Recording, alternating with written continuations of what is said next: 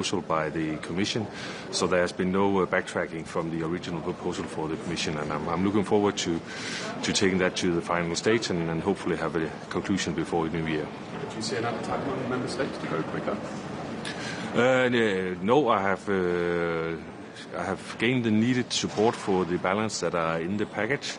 So what's on the table is I think a very strong compromise that I hope that a very broad majority of countries can support today. It's also about diversification, and given what Trump has been saying to Putin over the weekend and Zelensky, are you worried that the US is not such a reliable partner for gas supplies in the future? In all respects of life, one should not be too dependent on one supplier. I think the US is a credible supplier, but as with any other parts of the world, EU should not be too dependent on getting our resources from one supplier, regardless of who it is. So I see US as a trustworthy supplier, but the long-term strategy for EU should be to lower our consumption of fossil fuels. We have to do that due to our climate targets, of course, but also to get independent. And for in all aspects of life, when you run a business or you run a continent like Europe, it's very good that you have multiple choices for getting the resources that you need. Kort fortalt, hvad er dine forventninger til dagens møde? Jamen, jeg har en meget stærk forventning om, at vi i dag kan endegyldigt sætte et punktum for muligheden for at importere gas til EU. Der er sikkert mange danskere, der er forundret over, at EU stadig køber så meget gas, og det gør EU af to årsager. Dels så skal vi jo stadigvæk bruge gassen, der er europæiske energikunder, der er afhængige af det, men det er jo også fordi Rusland har vist en villighed til at give europæiske lande og energiselskaber attraktive kontrakter, der gør, at selvom vi har arbejdet med at nedsætte det samlede gasforbrug, så er det ikke tilstrækkeligt for at stoppe den russiske gas, fordi de finder vejen i markedet. Og derfor er det helt rigtigt at stoppe importmuligheden ved grænsen. Og det er derfor, Danmark har støttet meget, meget stærkt kommissionens forslag, og det ser ud til i dag, at jeg kan samle det nødvendige flertal for at få sat den slutdato. Så det er min forhåbning. Det er den store sag, der har på i dag. Jeg har kaldt det en frihedspakke for EU, fordi det handler om at flytte vores afhængighed af russisk energi. Men det langsigtede, det er jo selvfølgelig også, at vi skal nå vores klimamål, og det vil sige, at vi skal udfase brugen af fossil energi samlet set. Så det her det er et vigtigt første step, men i forhold til klimaet, der skal vi jo videre også på gasområdet. Du siger, der er flertal for det, men der er jo også lande, altså Ungarn og Slovakiet, som strider imod og som er bange for, hvad det betyder, hvad det har betydet for den energipriser, for konkurrenceevnen. Altså, hvad tænker du om de bekymringer, som de har? Jamen, alle, tror jeg, har bekymringer, lige så snart det handler om energi, om hvordan at forskellige typer politikker kan påvirke priserne. Vi er alle sammen afhængige af at have adgang til energi og til priser, der gør, at vores økonomier kan fungere. Så det er sådan set okay, de har de bekymringer. Der har været gjort forskellige forsøg på at håndtere deres specifikke udfordringer. Men det, der er det vigtige for mig som formandskabsland, vigtigt for Danmark, det er, at vi kan få vedtaget et forslag, der har de aftalte slutdatoer, og importen af russisk gas kommer til at stoppe. Og det er jeg fortrøstningsfuld for, at jeg har et flertal bag i dag, men nu må vi jo se, hvad landene siger inden til mødet. Der er også en politisk dimension i det, altså det er også på business, hvad der køber, det er også Ungarn. Så hvordan har du det, stadigvæk køber fra Rusland? Jamen, det er et valg, som de har truffet, og nogle gange er det sådan, og det er det altså også i energimarkedet, sådan som man har indgået noget, der hedder lange kontrakter, og det vil sige, det er også kontrakter, der kan være indgået før, at krigen i Ukraine begyndte, og derfor så er det en transitionsperiode, og det er klart, det er jo også en alvorlig situation for de lande, hvis det vi gør nu kan betyde, at de får forsyningsproblemer. Så det er okay, de er bekymrede. Det, der har været vigtigt for Danmark, det var, at vi prøver at håndtere de bekymringer, men på en måde, så slutdatoen, den gælder.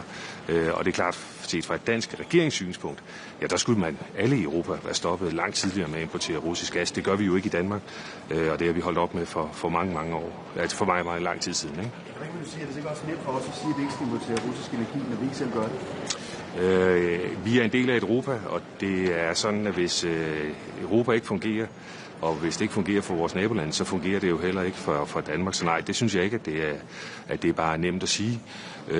Det har jo også krævet forskellige typer af politiske tiltag i de forskellige lande, for så at diversificere, for at kunne få gassen fra andre kilder. Så nej, jeg synes bestemt ikke, at det er bare en nem position at tage.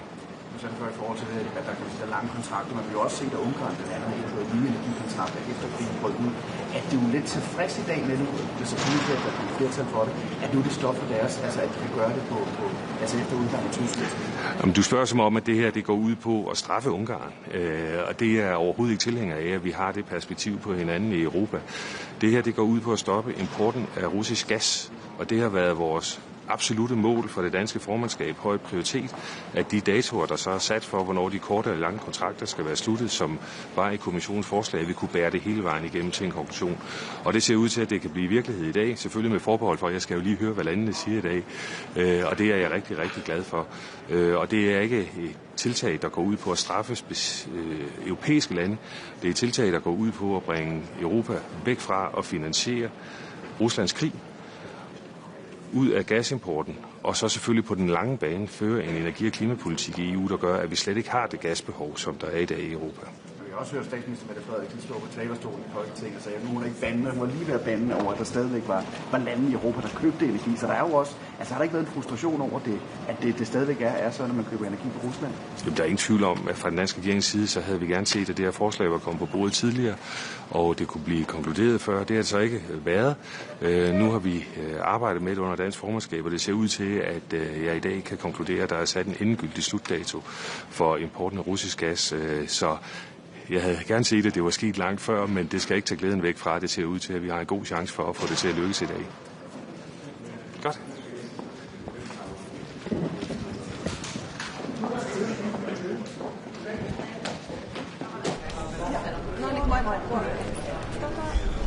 Miten kommentoisitte nyt tätä viikonloppuista Trumpin ja Zelenskin tapaamista? Sieltähän on tullut vähän huolestuttavia tietoja muun muassa tästä Donbassin rintamalinjasta ja sen luovuttamisesta Venäjälle, niin miten kommentoitte tätä? No, työ jatkuu. Ollaan pisteessä, jossa tietenkin kaikki haluaa rauhaa ja on selvää, että presidentti Trump sitä haluaa erityisen vahvasti, koska hän on luvannut sen äänestäjille. Mutta samalla on selvää, että Ukraina ei tarvitse ikään kuin lännen apua minkäänlaiseen antautumiseen. Päinvastoin Ukrainalla on kaikki mahdollisuudet toisaalta jatkaa omaa vahvaa puolustautumistaan ja se tarvitsee meiltä tietenkin siihen apua. Miten kommentoitte tätä mahdollista Putinin ja Trumpin ja ehkä Zelenskinkin tapaamista, jos se järjestetään tosiaan Unkarissa Euroopan maaperällä, niin millaisen viestin se lähettää ja miten huolissaan tästä tapaamisesta pitäisi olla? No, katsotaan nyt, missä tapaaminen pidetään ja missä muodossa, mutta on tietenkin selvää, että EU-alueella niin tällaisen sotarikollisen kuin Putinin ei pitäisi olla tervetullut. Mitä Eurooppa voi nyt tehdä tavallaan, koska Trumpin mielialat tässä tuntuu vähän vaihtelevan, niin onko tässä riskinä, että Trump siirtyy nyt taas enemmän Venäjän leiriin ja miten Eurooppa voi tähän vaikuttaa, että näin ei kävisi? No, kaikista parhaiten me vaikutetaan siihen, että me vahvistetaan Ukrainaa. No, ensinnäkin Ukraina jo itsessään on osoittanut kyvykkyytensä ei pelkästään vahvassa puolustustaistelussaan, vaan kerta kaikkiaan jo sillä, että miten se on parissa vuodessa kasvattanut yhden kilpailukykyisimmistä puolustusteollisuuksista, josta me hyödytään kaikki, ei pelkästään muut Euroopan maat, ikään kuin Ukrainan ystävämaat, vaan myös Yhdysvallat. Ja nyt on tärkeää, että me autetaan sillä tavoin, kun me ollaan tässä tehtykin, ja jatketaan meidän vahvaa strategiaa, eli lisätään pakotteita Venäjän sotakoneistolle, autetaan Ukrainaa paitsi sen aivan puolustustaistelussa, niin myös suojaamaan sen siviili-infrastruktuuria, ja sitten toisaalta tässä johdonmukaisesti vahvistetaan meidän omaa pelotetta ja puolustusta. Tästähän ei tässä kokouksessa nyt vielä päätöstä odoteta, mutta tästä sotakorvauslainasta käydään nyt paljon keskustelua, niin uskotteko, että EU saa siihen vaikka tässä loppuvuoden aikana sovun aikaan? Mä toivon, että siitä saadaan sopu, koska on täysin oikein ja juridisesti perusteltua, että Venäjältä jäädytettyjä varoja käytetään sen aiheuttaman tuhon korvaamiseksi. Ja tähän löydetään kyllä varmasti sellaiset oikeudelliset kestävät ratkaisut, jotka sitten myös EU-alueella saa kaikkien maan hyväksynnän. Ja viimeinen kysymys Gazasta ja Israelista. Mitä tapahtuu, millaista keskustelua odotatte näistä komission sanktioista? Että jääkö ne nyt tavallaan odottamaan jäähylle tämän tulitauon vuoksi vai millaista keskustelua näistä komission esittämistä sanktioista käydään? No nyt on varmasti hyvä, että käydään tässä laaja keskustelu siitä, että mitä tehdään. Juuri nyt tällaista paineen luomista Israelille ei toki tarvita, koska tulitauko on voimassa, mutta sitten katsotaan, mitkä jatkoaskeleet on ja toisaalta miten Euroopan unionin rooli voitaisiin entistä tehokkaammin käyttää hyväksi nyt näissä jatkoaskelissa kohti toivottavasti pysyvää rauhaa. Kiitoksia paljon. Kiitos paljon. Eine Minute oder zwei. Ja, oder zwei. Jetzt es geht die eingefrorene Gelder von Russland oder auch Energie, das nicht mehr Importieren von Öl und Gas. Überall gibt es zwei Staaten, die das blockieren. Wie geht man damit auf Dauer? Also mit den Frozen Assets ist es für mich, es muss Klarheit geben. Es ist ja eine politische Entscheidung, dass wir was jemandem wegnehmen und jemand anders geben. Ich weiß, dass Sie jetzt mir erzählen, dass es nicht gegeben ist, aber nur so ein Vorsprung über Material, Schaden ersetzen etc. etc. Wir müssen nur sicher sein, dass wenn jetzt nachher ein Gericht sagt, dass diese Entscheidung nicht richtig ist, dass nicht das eine Land allein bezahlen muss. Ich bin ganz einverstanden, wenn es eine Solidarität gibt zwischen den 27 Ländern. Das heißt, wir entscheiden zusammen, dann bezahlen wir auch zusammen. Es kann nicht sein, wir entscheiden zusammen und nachher Pech, der es dann eben hatte. Erstens. Zweitens müssen wir auch überprüfen, und ich frage schon wochenlang, dass die Christine Lagarde endlich in den Rat kommt. Ich habe gehört, die wird am Donnerstag oder Freitag auch im Rat sein. Es ist wichtig, dass wir wissen, was die Reperkussionen sein können von so einer Entscheidung. Es ist ja eine politische Entscheidung.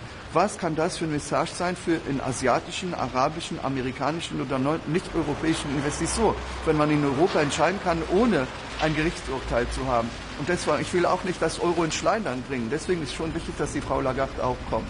Und die anderen Kollegen, es hat keinen Wert, uns immer zu sagen, wir sollen keine russischen Produkte und wir sollen Sanktionen nehmen, wenn wir nachher über die Hintertür Produkte bei denen kaufen. Also es ist schon wichtig, dass wir in der A sagen, dass wir auch B sagen. Voilà, bitteschön. Mr. Minister, you will also discuss Georgia. So what is your view? I said Georgia was close to a European way, and for the moment I see that they take distance. And this is a pity, because the Georgian people, and I even heard that the elections was difficult. I'm not a member of any council or body who controls, but I hear that the people are really unhappy for the moment. If the elections were right, we have to respect the result. If the elections were not right, we need to be able to see what is possible to do. But for me, for the moment, Georgia has taken a European future, but for the moment, I have no evidence that the elections were not fair, but if it's the case, we need to discuss about that. And the second one, it's a pity if they go far away from Europe. They were close to Europe. I have to go up and someone is waiting. Ciao! Mr. Barrault, I'm sorry. Bonjour à toutes et tous, je suis ici à Luxembourg pour une réunion des ministres des Affaires étrangères européens. Nous allons aborder la situation en Ukraine où le régime de Vladimir Poutine est en échec militairement, politiquement et économiquement. Depuis 1000 jours, il n'a réussi qu'à conquérir qu'1% de la surface du territoire ukrainien. Son économie est à l'agonie, asphyxiée par l'effort de guerre en Ukraine, par les frappes ukrainiennes qui ont éteint 1/5 de la capacité de raffinage russe, et puis par les sanctions auxquelles Vladimir Poutine continue d'exposer son propre peuple. Dans ce contexte, il est utile que les autorités américaines puissent poursuivre leurs échanges et discussions avec les autorités russes, mais soyons clairs, la présence de Vladimir Poutine sur le territoire de l'Union européenne n'a de sens que si elle permet d'acter un cessez-le-feu immédiat et sans condition. Et d'ailleurs, Vladimir Poutine a intérêt à accepter le principe d'un cessez-le-feu immédiat, car le temps joue contre lui.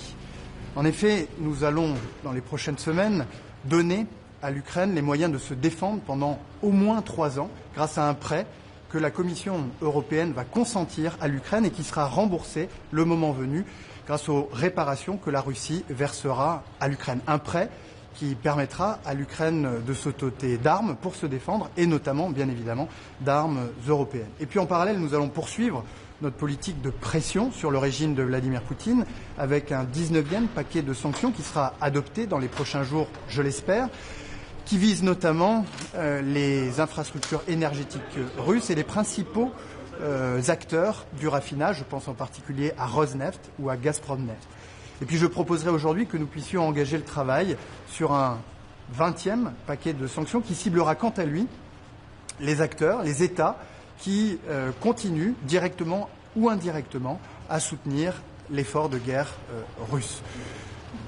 D'ici là, nous allons continuer à mettre la pression sur ce que l'on appelle la flotte fantôme de la Russie, c'est-à-dire ces navires qui permettent à la Russie de continuer à exporter son pétrole en dépit des sanctions et des restrictions que nous avons décidées conjointement avec nos partenaires du G7. Nous allons entraver la circulation de ces navires après les avoir sanctionnés en partenariat avec les pays membres de la coalition des volontaires que le président de la République, le Premier ministre britannique et le chancelier allemand continuent d'animer.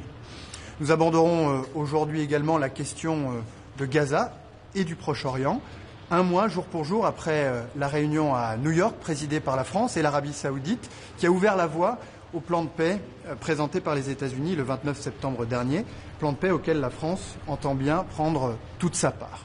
Je déplore les violations récentes du cessez-le-feu avec les frappes israéliennes à Gaza qui faisaient suite à des attaques contre les soldats. Toutes les parties doivent respecter strictement les engagements qu'elles ont pris au terme de l'accord signé la semaine dernière à Sharm el-Sheikh. Le Hamas, quant à lui, doit cesser les violences exercées contre les civils et restituer l'ensemble des dépouilles des derniers otages qui étaient détenus à Gaza. Dans l'immédiat, nous devons nous concentrer sur l'accès massif de l'aide humanitaire à Gaza et sur la sécurité.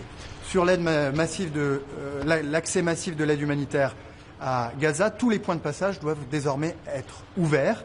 L'Europe se tient prête d'ailleurs à les sécuriser puisqu'elle est déjà présente au travers de sa mission EUBAM Rafah sur l'un de ces points de passage.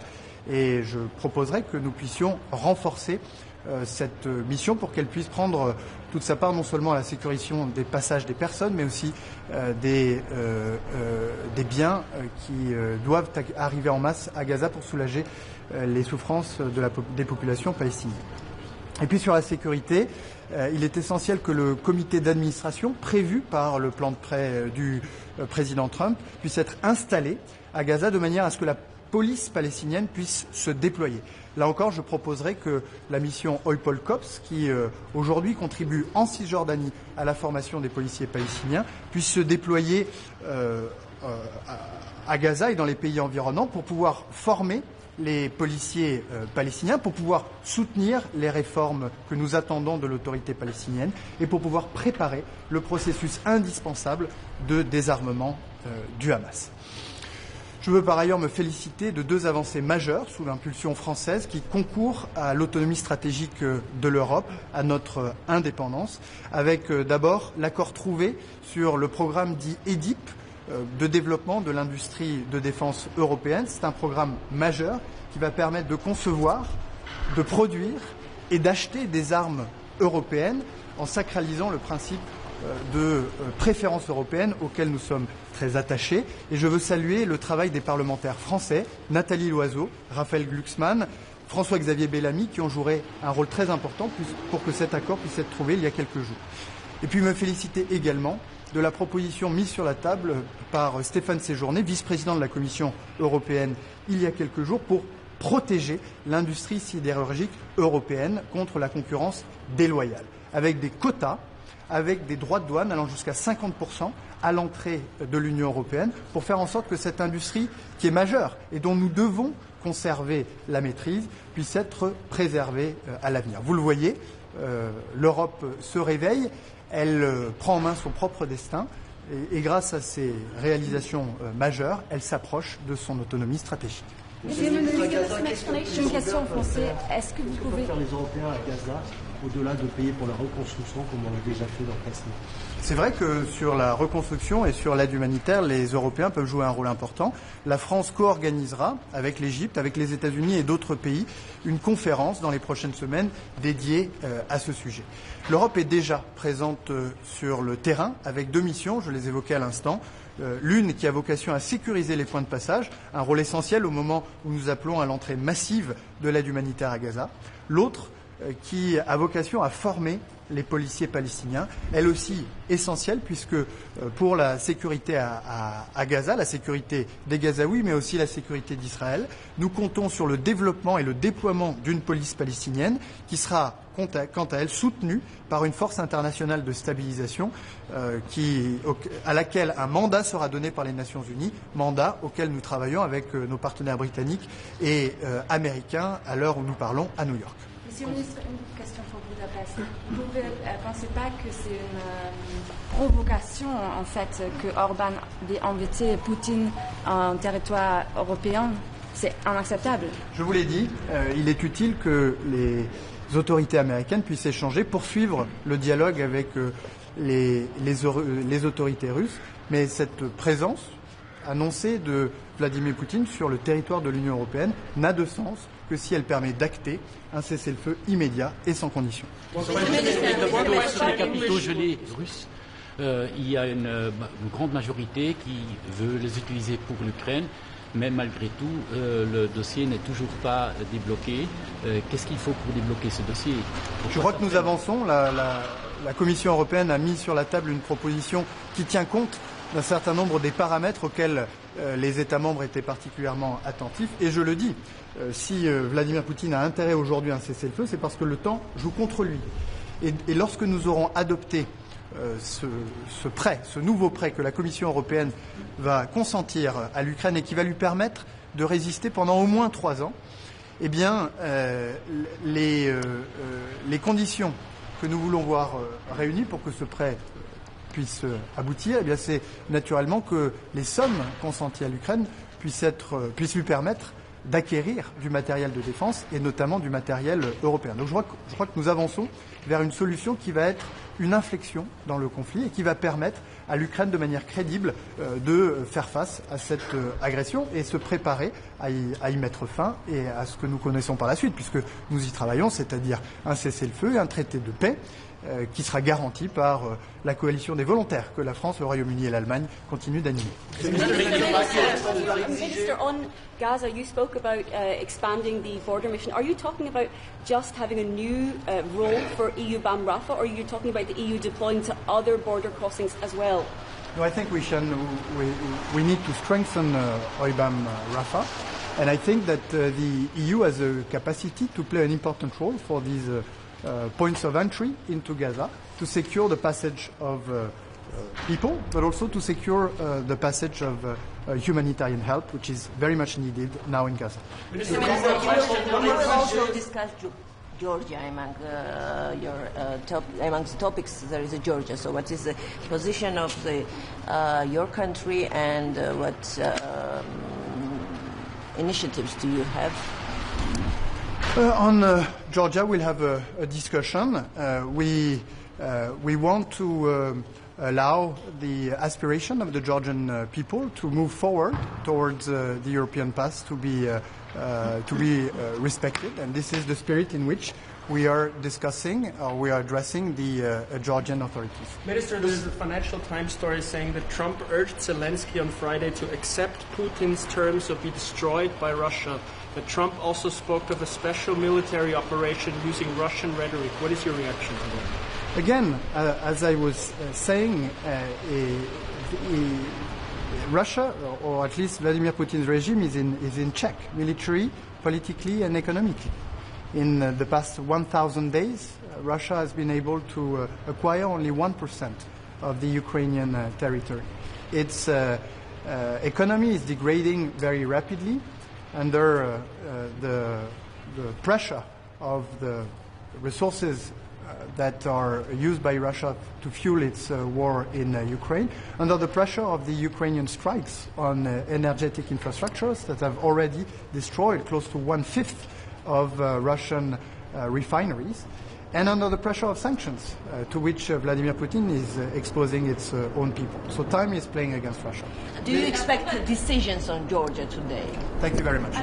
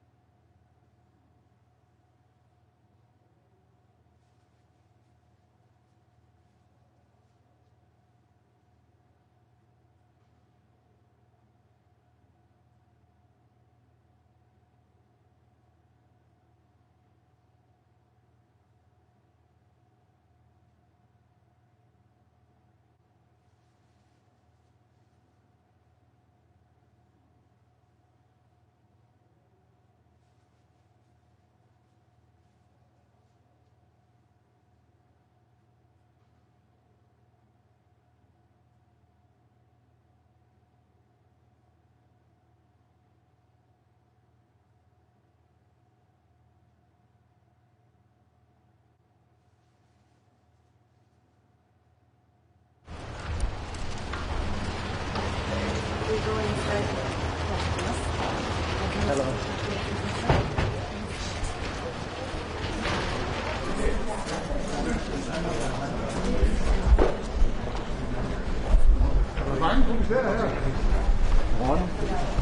Ja, bagefter, eller?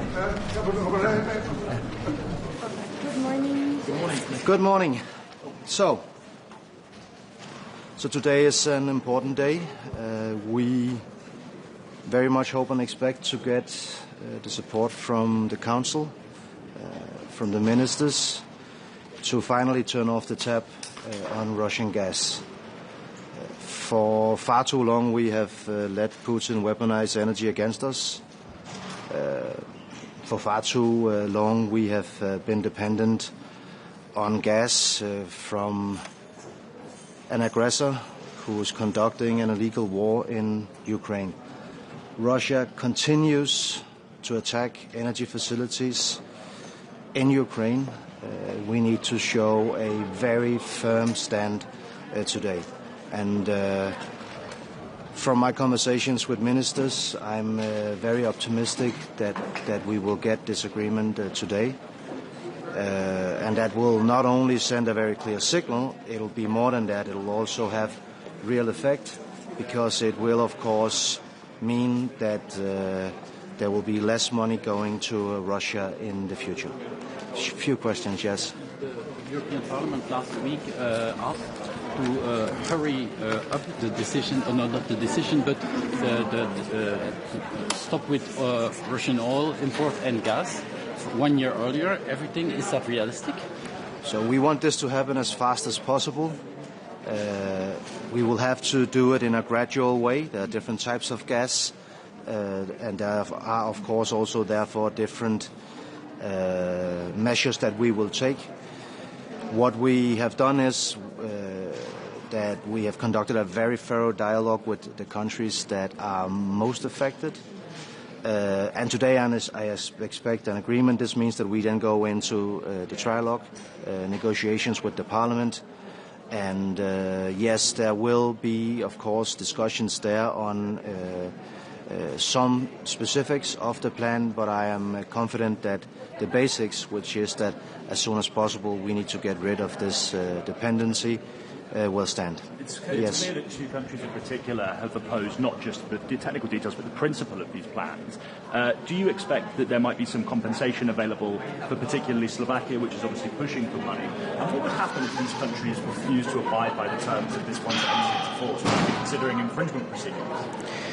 I've been very happy to see how more or less all member states have really supported this. It's not easy. We acknowledge that. Remember, when the war started, we got 45% of our gas from Russia. Nonetheless, we've managed to bring that down significantly. So today we're at 13%, probably even a little bit lower. Still way too much, and we need to get rid of it altogether. But it shows the determination. Some countries still have issues. Now, I don't agree with all of the statements that has been made from some of those countries, but I do agree that they have challenges, and we will help them solve these challenges. We are in, from the Commission side, very close contact with the countries in question, and we will do whatever we can to help. I have to say this is a legislation being proposed by the Commission that does not require unanimity. It requires a qualified majority, and therefore I'm pretty confident that this will stand. We don't have big compensation schemes at hand. That is not in question. But we will help diversify supply chains so that indeed no countries will have security of supply issues. One final question. You said some countries have issues, but would you say that the Commission is being blackmailed by Slovakia? No, we are in a very close dialogue with all member states that have issues. It's not only the two in questions that have challenges. Others also have challenges. So we acknowledge that obviously it's not a small thing to say that we will stop such a big part of our import of gas. So we have to diversify, we have to find alternatives. We've shown before that we can do this, and I'm confident that we can do it again. Thank you. We can speak later also.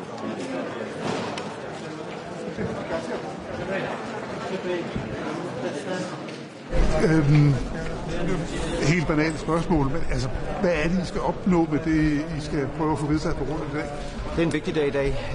Nu skal vi have opbakning til, at vi endelig kan stoppe helt med at købe gas i Europa fra Rusland.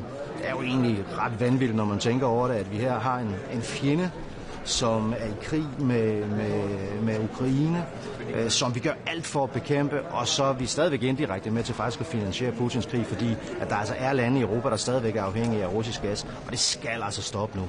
Og hvornår kan vi se, hvis det her bliver vedtaget i dag, hvornår kan vi så se en slutning på det? Det bliver en gradvis udfasning af de sidste procenter, og forhåbentlig kan vi inden for allerede et halvt års tid se, at vi så stopper med den del, som er den vigtigste del, de her korttidskontrakter, altså den her gas, der bliver handlet på det, der hedder spotmarkedet. Det skal stoppe, og det skal stoppe hurtigt. Når man har vedtaget det her, betyder det så kommer vi aldrig mere til at købe olie og gas fra Rusland? Det jeg håber på med det her forslag, det er jo, at vi kan sætte en stopper for russisk gas. Ikke bare nu her, under den nuværende konflikt, som vi jo håber kommer til at stoppe selvfølgelig så hurtigt som muligt, men i al fremtid.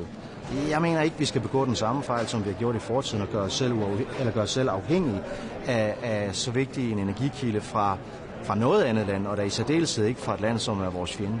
Vi ser USA presser på, hvor vi skal købe mere gas frem for alt fra USA. Med en mand som Donald Trump i Det Hvide Hus, og hvordan han agerer eksempelvis over for Ukraine, er det så ikke lige så utrygt at købe gas i USA? En del af mit job, det er at diversificere den måde, vi får energi fra andre lande på. Det vil sige handle med og tale med og lave aftaler med så mange partnere rundt omkring i verden som muligt. En af dem er USA. Jeg vil sige, der er grundlæggende kæmpestor forskel på at være handelspartner med en fjende som Rusland. Det skal vi væk fra. Og så USA. Vi har jo ikke fra europæisk side på noget tidspunkt haft et ønske om at handle mindre med USA. Vi vil tværtimod gerne handle mere med USA. Når det så er sagt, så er det også klart, det her med gas og fossile brændstoffer i det hele taget, det er jo noget, der er midlertidigt. Fordi vi ønsker jo ikke i fremtiden overhovedet at bruge de her brændstoffer. Vi skal jo bekæmpe klimaforandringerne også, og vi skal have bragt energipriser ned. Det gør man bedre med vedvarende energi. Så alle de aftaler, vi laver, alt det, vi gør, det er noget, vi gør meget midlertidigt. Jeg er meget optimistisk. Jeg synes, det danske formandskab har virkelig gjort det fremragende.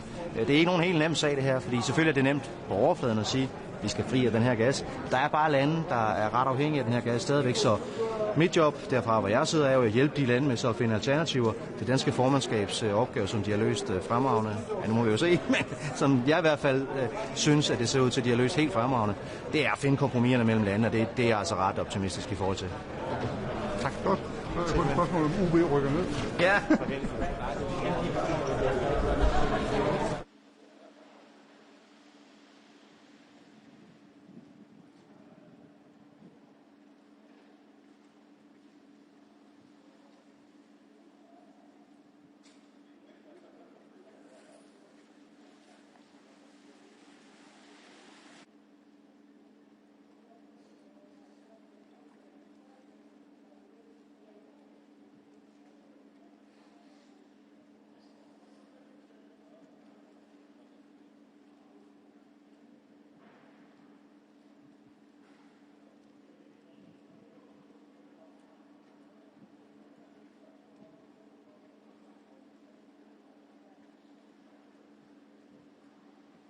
Morgen.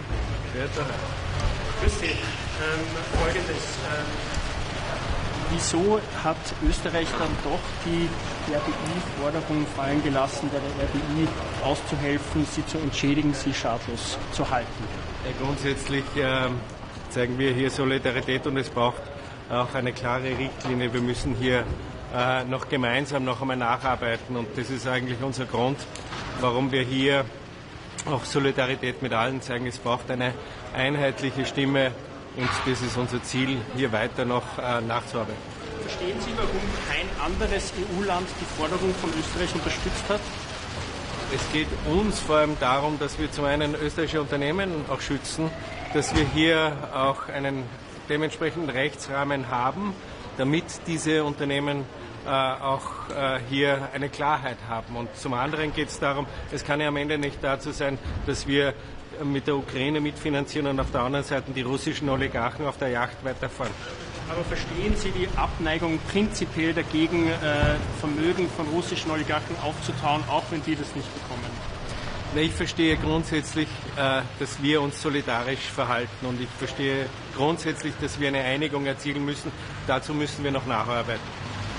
Eine weitere Frage. Die Financial Times schreibt, dass Donald Trump am Freitag Zelensky dazu aufgefordert hat, Putins Bedingungen zu akzeptieren, sonst würde Russland die Ukraine zerstören. Was sagen Sie dazu? Trump hat auch von einer speziellen Militäroperation gesprochen, eigentlich die Rhetorik von Putin übernommen.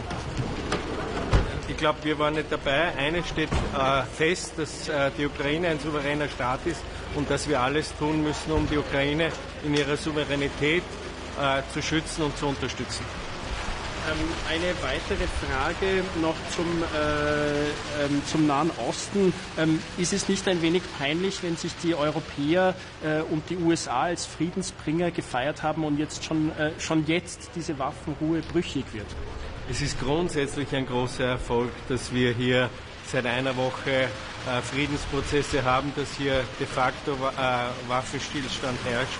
Es gilt jetzt, diesen 20-Punkte-Plan auch nachzuvollziehen und durchzuziehen. Dass es am Anfang holprig ist, das ist, glaube ich, nicht illusorisch, das lag auf der Hand. Was erhoffen Sie sich denn heute? Die EU-Außenbeauftragte Kaja Kallas hat gesagt, die Sanktionen sollen heute nicht beschlossen werden, sondern am EU-Gipfel. Was erhoffen Sie sich denn heute von dem Treffen? Ja, es gilt grundsätzlich einmal, diese zwei Themen auch zu bespielen, die wir haben, nämlich die Sanktionen gegenüber Russland und zum anderen den Nahen Osten. Und dann kommt noch das dritte Thema, auch der Indo-Pazifik dazu.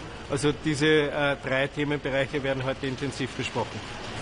Mr. Minister, Mr. Minister.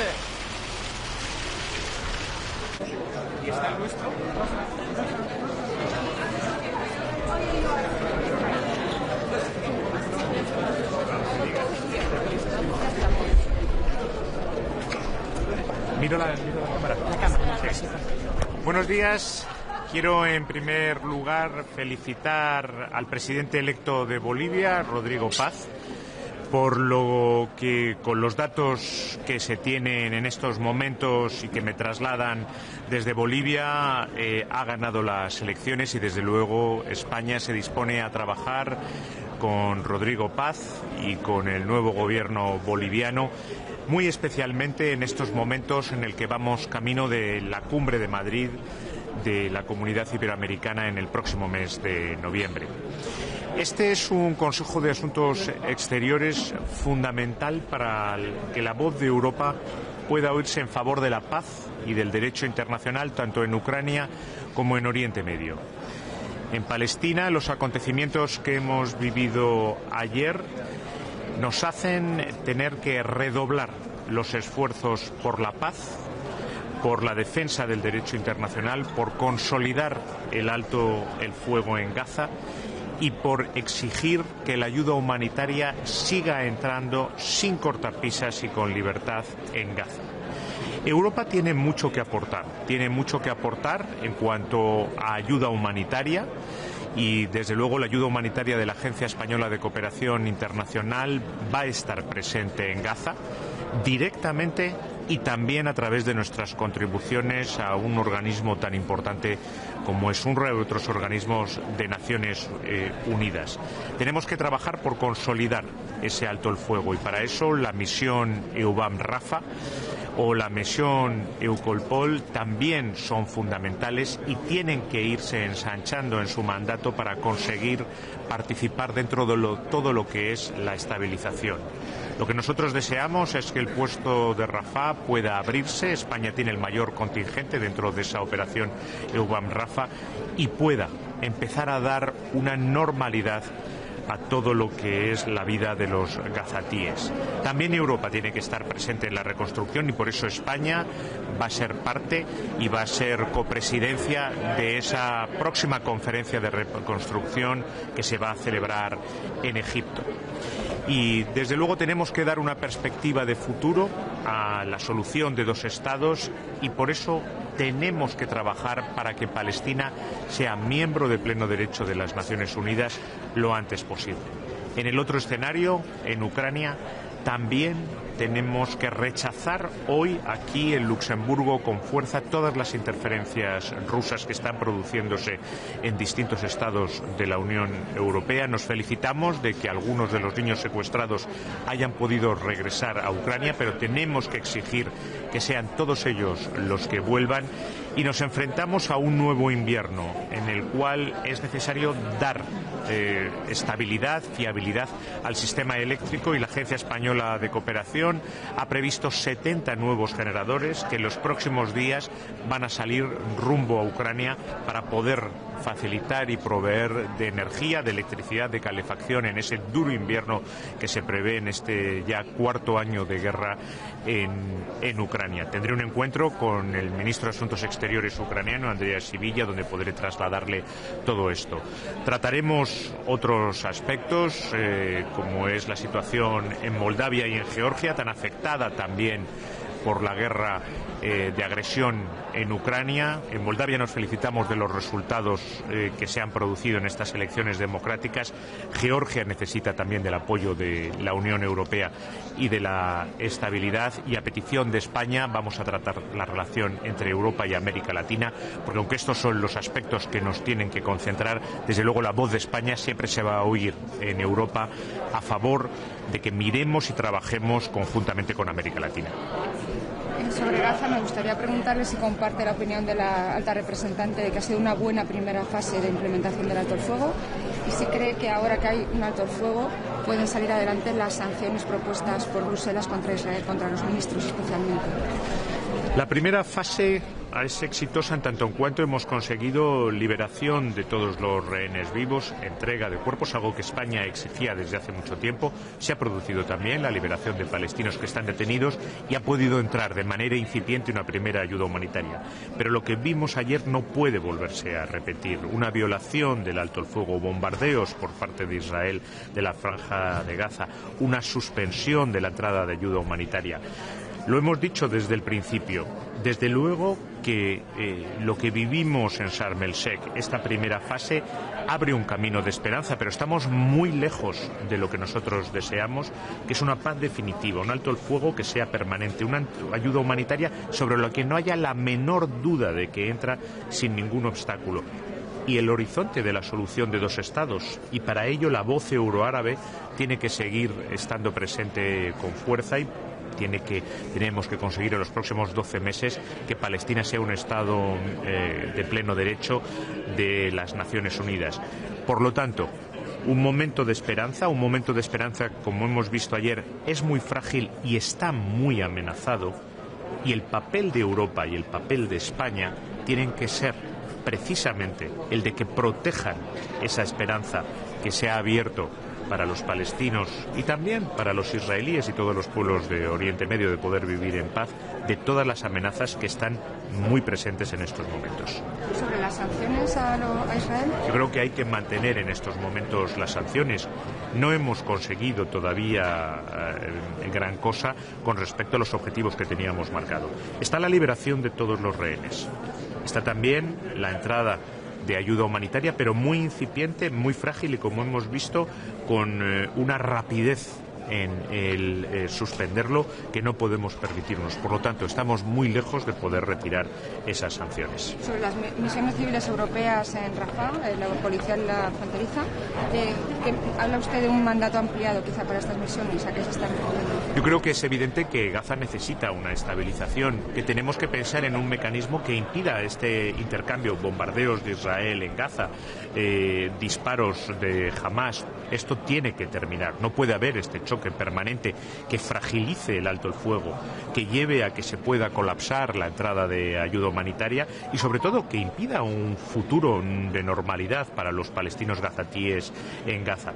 Por lo tanto, tenemos esas misiones, sigamos construyendo en ellas. España es el mayor contingente en EUBAM Rafah. permitamos que se abra el paso de Rafah, vayamos ampliando su mandato para permitir que sean misiones que ayudan a esa consolidación del alto el fuego, a la entrada de ayuda humanitaria, que permitan ir avanzando en otros pasos. Sobre Ucrania, ¿qué perspectiva hay después de la visita de Zelensky a la Casa Blanca el viernes, la próxima reunión que va a haber entre Putin y Trump en Budapest? ¿Qué perspectiva ve? De la reunión entre Putin y Trump, desde luego serán ellos los que tengan que hablar. Lo que los europeos nos tenemos que preguntar hoy, aquí, es qué podemos hacer nosotros. Y lo que nosotros podemos hacer es seguir entregando una ayuda fiable, permanente, predecible a Ucrania, como va a hacer España con la entrega de 70 generadores en los próximos días frente a este crudo invierno que llega para poder ofrecer electricidad. Rechazar claramente las interferencias y las injerencias rusas en los distintos estados de la Unión Europea y mantener nuestra defensa de la integridad y la soberanía de Ucrania. Eso es lo que tenemos que hacer hoy. No tanto preguntarnos qué es lo que van a hacer o decidir terceros, sino lo que nosotros podemos hacer, porque podemos hacer muchas cosas, tanto en Ucrania como en Oriente Medio. Sí, había otras preguntas. ¿Usted no piensa que es un problema que es Viktor Orbán quien acude a Donald Trump, a Vladimir Putin en el espacio europeo? ¿No es un problema para España? Yo, desde luego, creo que hay unas sanciones y hay una posición de la Unión Europea conjunta y común que deberíamos de respetar todos los Estados miembros de la Unión Europea. Y en el Medio Oriente, señor ministro, ¿qué puede hacer Europa más allá de ayudar a la reconstrucción, pagar como ya lo hizo en el pasado? Yo creo que hay una voz euroárabe que ha sido fundamental durante todos estos 2 años de bombardeo constante y de guerra en Gaza, que tiene que mantenerse y que tiene que mantenerse en favor de la solución de 2 estados y de poner en pie un Estado palestino que sea realista y viable. Y eso en estos momentos supone 2 pasos intermedios. Europa tiene que hablar en favor de que Palestina pase a ser miembro de pleno derecho de las Naciones Unidas.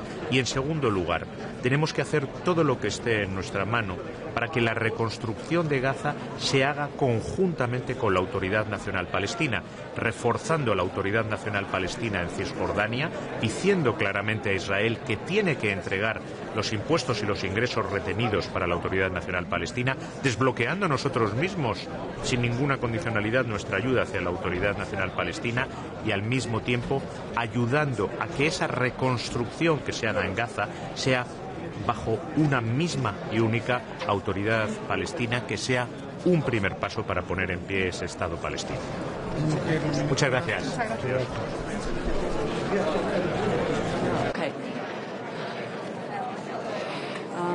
Na zasedanju v Luxemburgu bomo danes govorili o prizadevanjih za mir, za končanje ruske agresije v Ukrajini, za mir na Bližnjem vzhodu, v Gazi. Najprej v Ukrajini, seveda ta ruska agresija izčrpuje vse in Slovenija pozdravlja vsa mirovna prizadevanja, ki gredo v smer trajnega, pravičnega premirja, dogovora za mir v Ukrajini. In pozdravljamo tudi napore ameriške administracije predsednika Trumpa za pogovore, ki naj bi bili po pričakovanjih v Budimpešti. Zdaj jaz pozdravljam vsak napor, ki gre v smer, da bi zaustavili vojno v Ukrajini in dosegli dogovor, ki bo pravičen, trajen mir za Ukrajino. Pogovarjali se bomo tudi o morebitnih novih sankcijah v paketu, po katerem naj bi razpravljali voditelji še ta teden na vrhu v Bruslju, pa tudi o dodatni pomoči Ukrajini. Sama bom odprla tudi nujno podporo odgovornosti, torej delovanju sodišča in pa čimprejšnji izpustitvi oziroma varnemu prehodu, vrnitvi ugrabljenih in odpeljanih ukrajinskih otrok v Ukrajino. Ob Bližnjem vzhodu seveda je to vedno na dnevnem redu, imamo krhko premirje v Gazi, zdaj je ključno, da se danes pogovarjamo, kaj lahko Evropska unija naredi, da bi to premirje res uveljalo, predvsem pa, da tista nujna humanitarna pomoč zares pride do prebivalstva v Gazi. Danes te humanitarne pomoči ni več, glavni mejni prehod ostaja še vedno zaprt, tudi grožnje izraelske vlade o nadaljnji aneksaciji Zahodne Zahodnega brega so močno zaskrbljujoče in tudi ogrožajo samo rešitev dveh držav. Slovenija bo tu ostala izjemno aktivna, to priča tudi vrh 9 mediteranskih sredozemskih držav danes v Sloveniji in sinoči sem imela priložnost govoriti tako s prestolonaslednikom kot jordanskim zunanjim ministrom na Brdu ob prihodu, ko sem tudi pozdravila in sprejela v Sloveniji jordanskega kralja. Jordanija je pomembna akterka v regiji, tako politično kot humanitarno in pogovor je šel predvsem v smer, seveda, kako in kdo naj nadzoruje to krhko premirje, kdo naj in kako nadzoruje tudi to humanitarno pomoč. In eno od sporočil, ki je pomembno, je tudi, da treba je dovoliti dostop mednarodnim novinarjem na območje, da bi res videli, kaj se pravzaprav tam dogaja. Torej, to bodo glavne teme. Govorili bomo tudi o Indo-Pacifiku, naših partnerjih. Zlasti pomembno, da se res slišimo, da poslušamo in da si pomagamo, ko gre za spoštovanje mednarodnega prava, humanitarnega prava in človekovih pravic. Me pa veseli, da bo Slovenija odprla tudi vprašanje ene največjih humanitarnih kriz, to je v Sudanu, da res naslovimo z enakimi standardi, z enako načelnostjo vse velike konflikte v svetu in danes tudi kot Evropska unija damo ven jasna politična sporočila.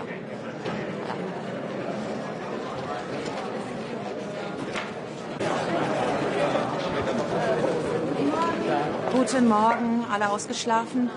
Ja, geht so, ne? So, die Ukraine steht vor ihrem 4.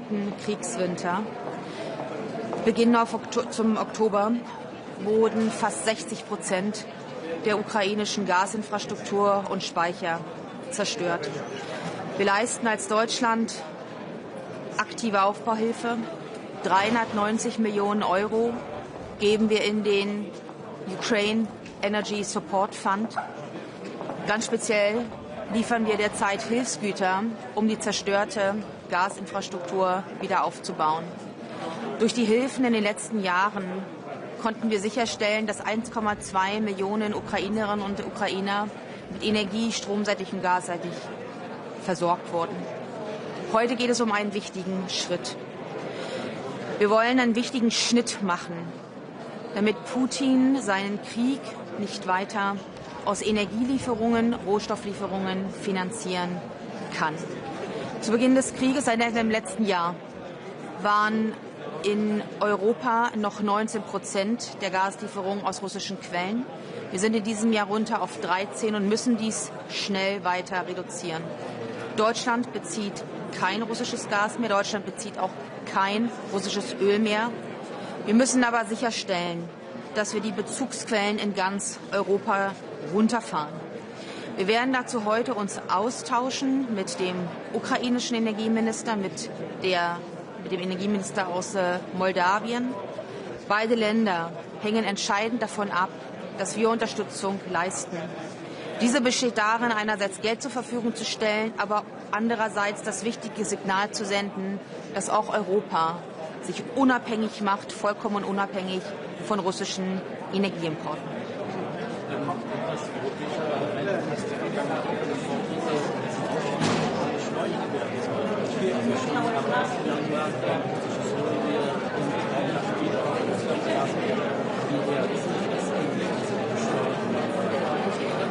Darüber wird der Europäische Rat besprechen. Die heutigen Pläne, die wir hier vorliegen haben, sehen vor für Gas-Kurzfristverträge Mitte des nächsten Jahres und für Gas-Langfristverträge 2028 den klaren Schnitt zu machen. Für uns als Bundesrepublik Deutschland können wir Gottlob sagen, dass wir von diesen Importen schon längst nicht mehr abhängig sind. Können Sie einmal Allgemeinverständlich erklären, warum überhaupt diese Gesetzgebung braucht, die jetzt heute gemacht werden soll, dass in dem neuen Sanktionspaket doch ein Ausstieg ein Jahr früher schon drin ist? Warum muss das heute gemacht werden? Warum ist das wichtig? Wir haben Mitgliedstaaten in der Europäischen Union, denen der Ausstieg erkennbar schwerer fällt. Und die dänische Ratspräsidentschaft und die Kommission tun alles, um die Abhängigkeiten dieser Mitgliedstaaten schneller zu reduzieren. Das heißt, auch auf die Bundesrepublik Deutschland kommt zu, was wir gerne tun, unseren Beitrag zu leisten, dass die Slowakei, dass andere Mitgliedstaaten mit Energie versorgt werden kann. Dies gilt es aber zu organisieren. Das ist nichts, was über Nacht geschehen kann. Für ein Land wie uns ist es einfacher zu sagen, wir machen den Schnitt früher, weil wir es vorher geschafft haben. Wir wollen aber auch sicherstellen, dass die östlichen Mitgliedstaaten diesen Weg gehen können, ohne ihre eigene Versorgung zu reduzieren. Da setzen wir alles dran. Und der Europäische Rat wird sich erneut auch mit dieser Frage eines möglichen früheren Ausstiegs beschäftigen.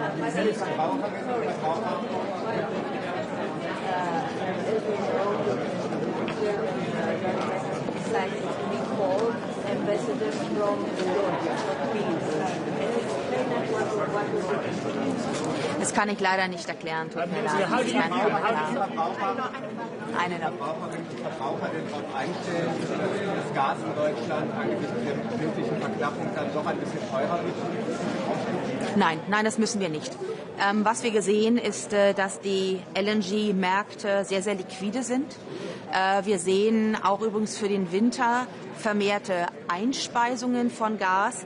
Das heißt, durch die Füllstände von 76% der deutschen Gasspeicher jetzt und Bookings, also Vororder von 90%, können wir jetzt schon sagen, dass wir im Winter gegen eventuelle Preissteigerungen gut gehatcht, gut abgesichert sind. Außerdem sehen wir, dass auf den LNG-Märkten sehr viel mehr Gas zur Verfügung steht. Und wo viel Volumen ist an Gas, werden auch die Preise nicht so in die Höhe schnellen. Und insofern schauen wir mit einiger Gelassenheit, aber nicht mit Sorglosigkeit in die Zukunft. Danke. Hi, goedemorgen. Ben je er klaar voor, collega? Ik heb het beeld niet nodig, maar voor de collega. Goedemorgen, minister. Ik weet niet of u het net gezien heeft. Den Haag vond demonstranten hier buiten.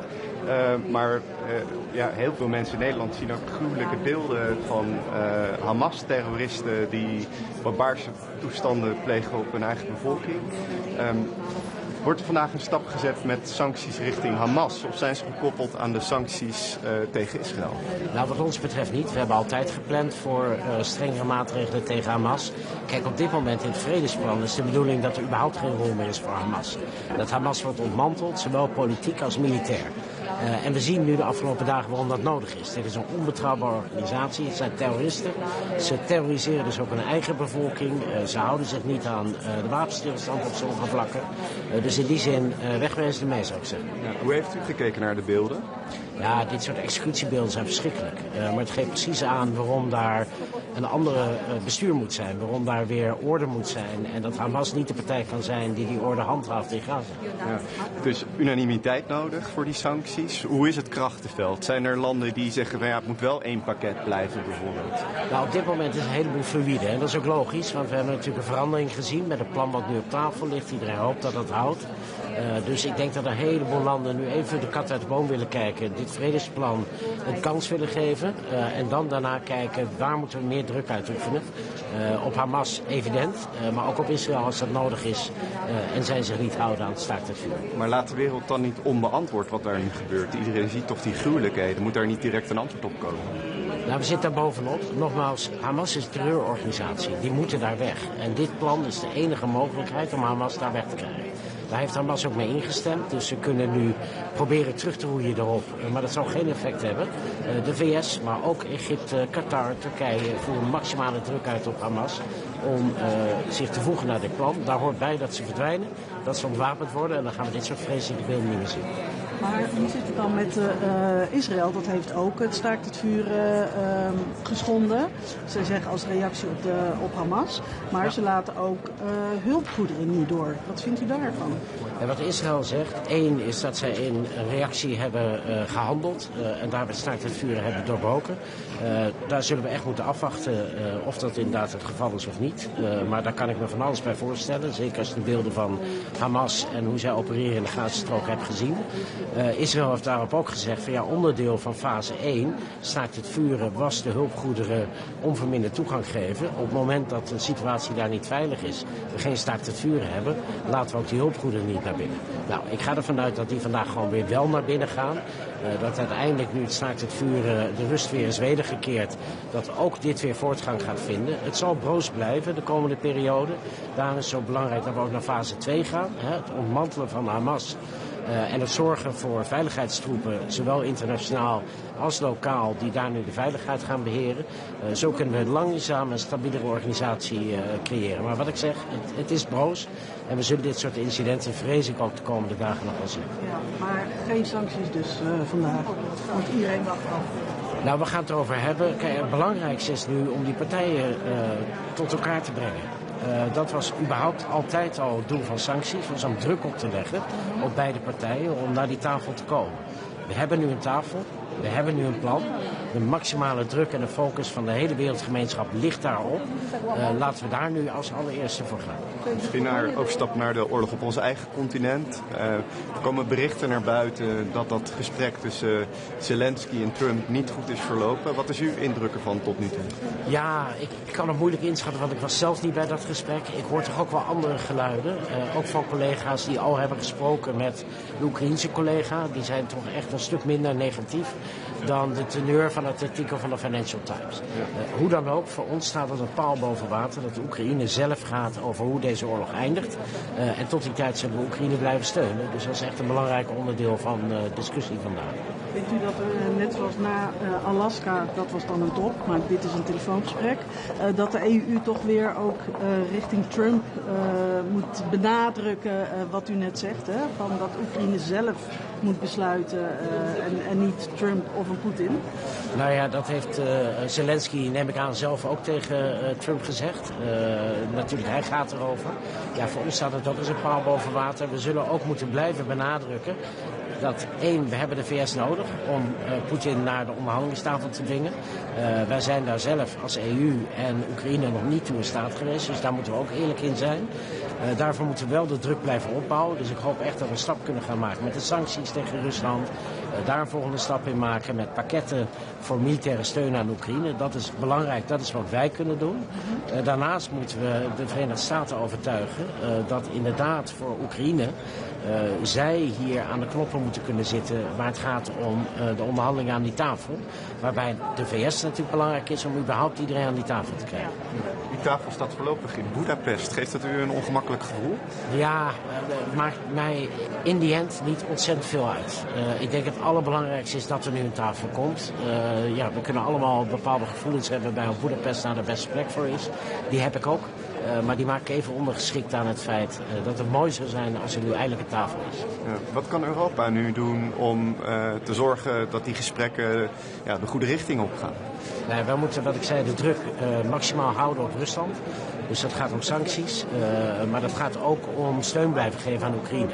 Dus de discussie die nu loopt over de inzet van het bevroren tegoeden, daar staan we heel constructief in. Wij zijn daar in beginsel voor als we dat op een verantwoorde manier doen. En dat zou Oekraïne financieel lucht geven. Daarnaast zetten we ons in om zoveel mogelijk Europese landen zover te krijgen. Om ook militaire steun te leveren aan Oekraïne. We hebben daar de pakketten voor die in NAVO-verband zijn afgesproken. Die zijn cruciaal voor Oekraïne om het vol te houden in Oekraïne op het slagveld.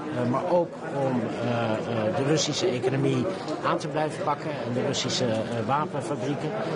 Daar moeten we volop blijven inzetten totdat we een deal hebben. Het wrange is dat tegen dit alles wat u nu noemt, uitgerekend Hongarije niet zegt. Nou ja, daar duid ik op toen ik zei, natuurlijk hebben we allemaal gevoelens bij het ongemak dat hier af en toe ligt. Laten we eerlijk zijn, tot nu toe hebben we wel 18 sanctiepakketten er doorheen gekregen. Ook met Hongarije in de EU. Dus in die zin ben ik hoopvol. Ook de 19e gaan we redden. Maar niet vandaag, heb ik begrepen. Nee, maar hopelijk donderdag op de EU-top. Ja, donderdag op de EU-top of kort daarna. Je weet nooit in de dynamiek wanneer alles op zijn plek valt. Maar ik verwacht op hele korte termijn. Kallas wil effectievere en strenge maatregelen ook tegen de schaduwvloot. Wat vindt u van die plannen en kunt u daar iets meer over vertellen? Ja, volledig voor. Wij steunen ook alle plannen die de EU daarvoor op tafel legt. We hebben ook andere voorbeelden. We hebben gezien dat Frankrijk recent een boarding heeft uitgevoerd van een schip En we kijken heel nauwkeurig of dat voor ons ook soelaas zou bieden. We geloven in het, ons als Nederland, ja, heel geïnteresseerd om te kijken of wij daar ook iets mee zouden kunnen. We hebben al meer dan 400 schepen op de sanctielijst gezet. Meer dan een derde daarvan is door Nederland op de lijst gezet. Dus dat geeft wel aan dat we echt proberen met man en macht om hier naar te kijken. Nou, interessante dingen vind ik bijvoorbeeld vooraf afspraken maken met vlaggenstaten. Om te kunnen boorden op het moment dat er vermoeden is van een schaduwvloottanker. Maar ook om te kijken naar vals gevlachte schepen, die we ook zien inmiddels. Hoe daarmee om te gaan, kunnen we daar dan aan boord gaan. We moeten echt alles uit de kast trekken om dit fenomeen tegen te gaan. Niet alleen vanwege het omzeilen van de sancties, maar ook vanwege het acute gevaar voor onze leefomgeving. Op het moment dat er iets gebeurt met die schaduwvloottankers. Aan boord gaan, wat moet ik me erbij voorstellen? Wie zou dat moeten gaan doen en wat gaat er dan precies gebeuren? Nou, het is nu creatief kijken naar alle jurisdicties die je hebt. Ja. Om in je economische zone, want daar gaat het vaak om, dus tot 200 mijl uit je kust, iets van invloed uit te kunnen oefenen. En die ligt hem heel vaak in inspecties. Dus dat kan zijn van veiligheidsredenen of visserijinspecties of noem het maar op. Je moet heel creatief kijken naar welke mogelijkheden heb ik om in ieder geval iets van controle uit te kunnen oefenen. En daarin is het Franse geval dus heel erg interessant. Omdat die dat hebben gedaan en uiteindelijk een schip hebben opgedaan. En wie zou dat in Nederland moeten doen? Ligt dat dan bij de kustwacht of bij de inspectie voor de zeevaart, geloof ik dat het heet? Of het heeft de kustwacht is interessant dat hij die noemt. Die hebben in Nederland op een bijzondere manier ingericht. Daar gaan 7 ministeries over. Met even zoveel diensten die daaronder hangen. Dat heeft soms zijn uitdagingen in de coördinatie, maar ook zijn voordelen. Omdat je dus al die organisaties met hun verschillende mandaten bij elkaar hebt zitten. Dat geeft ook gelegenheid om creatief dit probleem nu aan te gaan pakken. En de capaciteit is er ook? Die capaciteit daarvoor, ja, die moeten we dan gaan vrijmaken. Dit is wel een belangrijk onderwerp. A few questions in English. Yeah. Hello, from the Financial Times. I'm probably going to ask you to repeat what you may have just said in Dutch, but I would love to know what your impressions are of the reports. Probably more useful in English. Exactly. What are your impressions of the reports of what Trump said to Zelensky on Friday? What is your reading? What have you heard from your sources about that? And therefore, also, how should the EU assert itself back into the peace process? Yeah, so we read the article in the FT, of course, and we're trying to talk here to colleagues. Our Ukrainian colleague, Minister of Foreign Affairs, will be here this morning.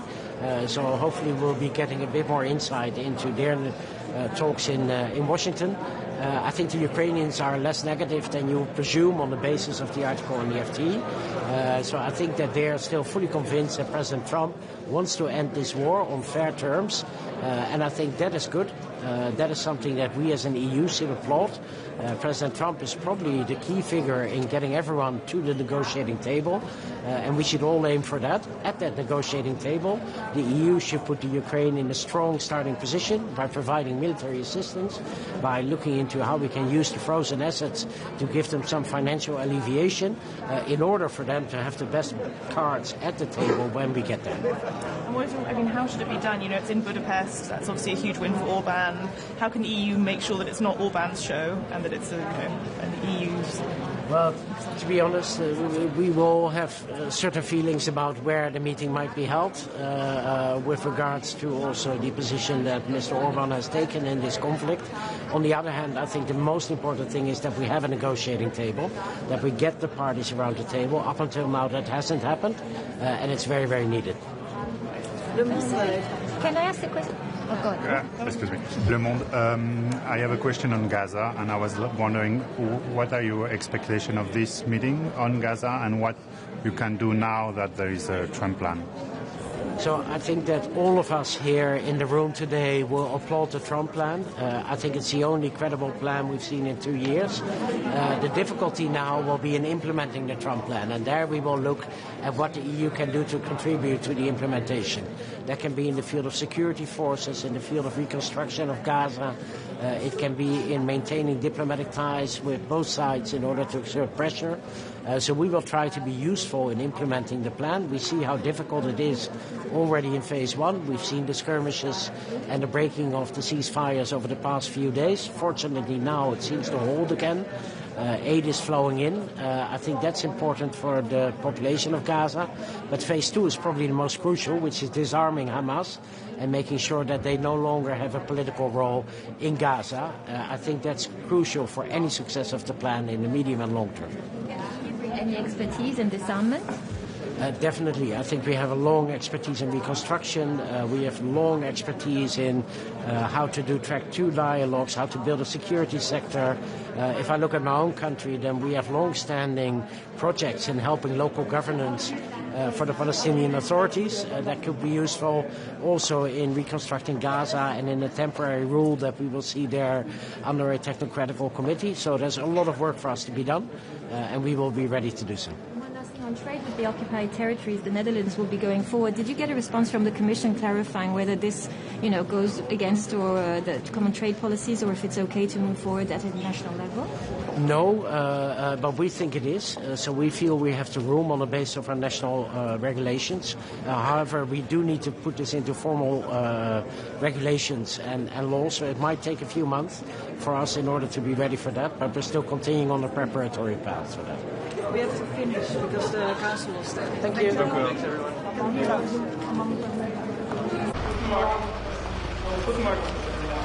Schönen guten Morgen. Ja, grundsätzlich ist es so, dass die Bundesregierung ein ganz klares Ziel hat. Wir wollen sichere, leistbare und saubere Energie für österreichische Haushalte und Betriebe. Die Versorgungssicherheit und die Preisstabilität, das sind die Dinge, die am wichtigsten für uns sind. Das sind die Dinge, die die Wettbewerbsfähigkeit beeinflussen, die unseren Wohlstand gewährleisten und die auch für soziale Stabilität sorgen. Und das ist gerade in Zeiten geopolitischer Unsicherheiten umso wichtiger. Genau deshalb war es uns als Bundesregierung auch wichtig, rund um die Verhandlungen zum heutigen Legislativvorschlag zum Ausstieg aus russischem Gas ganz besonders hinzuschauen. Und eines vorweg, ja, wir werden natürlich dieser Repower-EU-Verordnung heute zustimmen, weil es ist ein ganz klares, unmissverständliches Signal im Ringen um Frieden in der Ukraine. Nichtsdestotrotz, wir haben auf jeden Fall einmal als Österreich unsere Hausaufgaben bereits erledigt. Wir beziehen seit 2025 kein russisches Gas mehr und auch die OMV hat sämtliche Lieferverträge mit Russland beendet. Aber hier geht es jetzt bei Repower EU um den gesamteuropäischen Ausstieg aus Gas. Und das ist ein extrem komplexes und sensibles Vorhaben, wo man auch alle Aspekte sehr sorgfältig abwägen muss. Für uns als Österreich war in den Verhandlungen immer klar, dass wir uns aktiv einbringen und auf genau 2 Momente schauen. Einerseits die Preisstabilität und andererseits die Versorgungssicherheit. Und wenn ich von Marktstabilität rede, dann geht es natürlich in erster Linie darum, dass wir günstige Preise für Europa gewährleisten. Weil das entscheidet nämlich am Ende des Tages darüber, ob wir die Wettbewerbsfähigkeit erhalten, ob wir in der Lage sind, den Standort attraktiv zu gestalten für zukünftige Investitionen, ob Betriebe abwandern oder hier bleiben, ob wir Arbeitsplätze sichern und schaffen oder Arbeitsplätze an andere verlieren. Und unter diesem Aspekt ist es insbesondere wichtig, dass begleitend zu diesem Ausstieg aus russischem Gas es wirklich seitens der Europäischen Union aufgepasst wird, dass man sich nicht in andere Abhängigkeiten manövriert, auch nicht von einem einzelnen anderen Akteur oder der USA. Wir müssen weiterhin dranbleiben und unsere Gaslieferungen diversifizieren in Europa und im Sinne der günstigen Preise auch den europäischen gemeinsamen Gaseinkauf forcieren. Was uns als Österreich besonders wichtig war, im Rahmen dieser Verordnung auch tatsächlich diese Review-Klausel hineinzuverhandeln. Warum? Es geht darum, dass damit die Europäische Kommission nach 2 Jahren überprüfen wird, ob die Wirkung der Zielsetzungen tatsächlich eingetroffen ist. Und wenn es um Wirkungen geht, ist es längst an der Zeit, das werden wir auch bei der SOS-Gasverordnung einbringen, dass wir uns um ein europäisches Herkunftsnachweissystem für Gas kümmern. Warum? Die möglichen Berichte über Beimischungen von russischen Energieträgern bei Importen aus Drittländern konterkarieren ganz klar das Ziel, das wir versuchen, mit dieser Repower-EU-Verordnung zu erreichen. Am Ende des Tages muss die Europäische Kommission im Zusammenhang mit der Umsetzung dieser Verordnung auch ganz engmaschig die Bauvorschritte der Infrastrukturprojekte monitoren. Warum? Es ist Neptun Deep. Es sind die Pipeline-Ertüchtigungen in Südosteuropa und es sind natürlich die Erhöhungen der Transportkapazitäten von Ost nach West, die die Versorgungssicherheit garantieren, weil sie überhaupt erst den physischen Gasfluss ermöglichen und damit die Preisstabilität gewährleisten. Sie sehen, es ist ein sehr komplexes Unterfangen, Dennoch ist es uns wichtig, mit dabei zu sein, diese Verordnung zu unterstützen, weil wir glauben, dass es eine weitere Maßnahme ist, um die finanzielle Basis des Aggressors zu schwächen. Wir werden heute dieser Verordnung trotz einiger Bedenken daher zustimmen. Frau Staatssekretärin Johannes Kerpeler vom ORF. Sie haben hier im Juni etwas gesagt, worüber die Financial Times dann berichtet hat und was für Schlagzeilen gesorgt hat. Deshalb würde ich das gerne nochmal erwähnen, weil heute der Ausstieg aus Gas beschlossen wird. Sie haben, ich paraphrasiere jetzt gesagt, man muss die Lage nach dem Krieg neu bewerten in Bezug auf Gas. Wie sehen Sie diese Äußerung heute? Sollte Österreich und die EU sich jemals wieder auf Russland als Energielieferant verlassen? Grundsätzlich ist es so, dass sich diese Frage derzeit nicht stellt. Wenn Sie fragen, ob man sich jemals wieder irgendwann, wir wissen nicht, was in 50 Jahren ist, was in 100 Jahren ist. Daher ist es wichtig, jetzt ist völlig klar, es ist völlig ausgeschlossen, dass wir russisches Gas importieren. Das heißt, das... Bitte. Yesterday, President of Belarus. What do you think about the situation in Belarus in general and the role of Lukashenko in the Russian aggression? And energy. Das heißt, hat Donald Trump nicht recht, wenn er sagt, dass es etwas absurd ist, dass die Europäer gleichzeitig immer noch Energie dem russischen Machthaber Putin abkaufen und gleichzeitig die Ukraine unterstützen? Geht das alles nicht ein wenig zu langsam? Ein Gasimportverbot ab 2028, wer weiß, was bis dahin alles passiert? Grundsätzlich ist es so, dass wir genau deshalb diese Repower-EU-Verordnung machen, weil das nicht stimmig ist. Und genau deshalb stimmen wir zu. Es geht halt nur nicht von einem Tag auf den anderen, dass wir die Gasmengen ersetzen. Darum habe ich genau auch gesagt, es ist wichtig, dass die Infrastrukturprojekte jetzt rasch vorangehen, damit wir die Kapazitäten auch aufstocken können, damit es nicht zu Verwerfungen am Markt kommt und zu weiteren Preissteigerungen, was unsere Wettbewerbsfähigkeit als Europa weiter ins Hintertreffen führen würde. Das heißt, die nächsten 10, 20 Jahre wird es keine Energie mehr aus Russland geben für Österreich? Ich gehe davon aus, dass wir keine Energie aus Russland brauchen. Unser Ziel ist ganz klar, dass wir eigene Vorkommen nutzen. In Wittau ist eine große Lagerstätte von der OMV gefunden worden. Die wird unsere interne Gasproduktion um bis zu 50% erhöhen in den nächsten Jahren und dass wir natürlich darauf schauen, dass wir uns diversifiziert aufstellen. Da gehört Afrika dazu, da gehört genauso der Nahe Osten dazu, der Mittlere Osten. Wir werden alle Potenziale dafür nutzen, dass wir möglichst unabhängig sind und wenn ein Akteur ausfällt, aus welchen Gründen auch immer, wenn wir auch nicht mehr kooperieren wollen mit einem Akteur, dass wir diese Gasmengen ersetzen können, ohne dass es zu Preisverwerfungen kommt oder zu Versorgungsengpässen. Eine letzte Nachfrage noch. Das heißt, stehen Sie zu der Aussage, dass wenn der Ukraine-Krieg vorbei ist, dass man sich da die Optionen offen halten muss? Grundsätzlich ändert sich die geopolitische Lage von jedem Tag auf den anderen. Und wir müssen immer genau beobachten, wo sind Krisenherde und wie wollen wir uns als Österreich, aber auch als Europa da verhalten. Und wir haben mehrere Herausforderungen und ich habe schon gesagt, an oberster Stelle muss natürlich die Versorgungssicherheit stehen. An zweiter Stelle muss natürlich genauso gleichwertig die Verfolgung der demokratischen Ziele stehen. Und das müssen wir miteinander in Einklang bringen. Daher habe ich keine Glaskugel und kann Ihnen nicht sagen, was in 20 Jahren ist. Aber derzeit stellt sich die Frage überhaupt nicht, ob wir russisches Gas importieren wollen. Und das war auch bei meinem letzten Doorstep meine Aussage. Danke. Wiedersehen. Wiedersehen. Dankeschön. Guten Morgen. Schönen guten Morgen. Wie Sie wissen, werden wir jetzt beim RFAB, wie wir das etwas technisch nennen, eine sehr volle Tagesordnung haben. Es geht natürlich vornehmlich um die Ukraine, es geht aber auch sehr stark um Nahost, um den Indopazifik. Wir haben ein großes Interesse daran, dass es stabiler wird auf der Welt, aber ganz besonders auch in Europa. Und deswegen unterstützen wir zunächst die Initiative, dass es hier natürlich auch im Hinblick auf die Ukraine zu Gesprächen kommt auf höchster Ebene. Aber wir fordern eben auch, dass die Ukraine mit am Tisch sitzen muss. Es kann Gespräche nur mit der Ukraine geben, aber nicht über die Köpfe der Ukraine hinweg. Dass das Ganze in Budapest stattfindet, wie gesagt, gut, dass es ein solches Treffen gibt, aber wir dürfen auch daran erinnern, es gab ein Budapester Memorandum, in dem damals Russland, die die ehemalige Sowjetunion die Integrität und auch die Souveränität der Ukraine anerkannte gegen den Abzug der Atomwaffen. Das ist nicht vergessen, was jetzt aus diesem Abkommen wurde. Sie wissen ganz genau, dass Russland diesen Krieg gegen die Ukraine begonnen hat, gegen ein Land, unschuldig, aber eben souverän. Und deswegen ist es wichtig, die Ukraine muss mit dabei sitzen, sonst erinnert das eher an Postkolonialismus. Das eingefrorene russische Vermögen sollen eingesetzt werden zur Hilfe der Ukraine.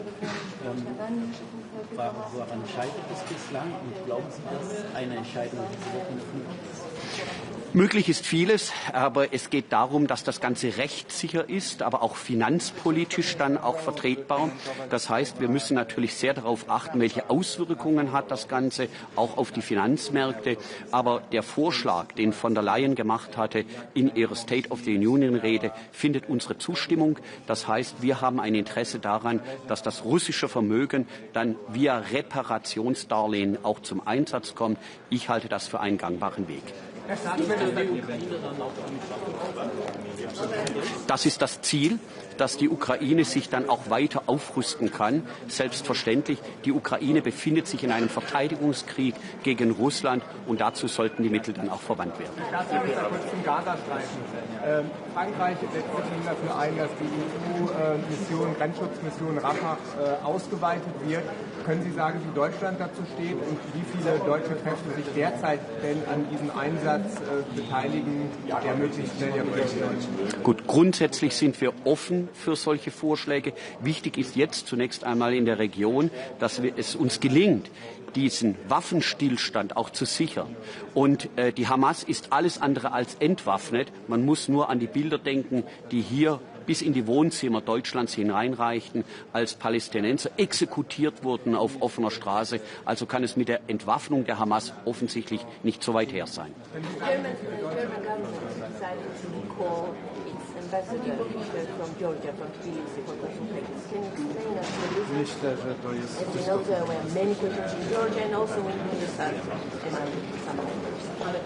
Of course, all the options are laying on the table.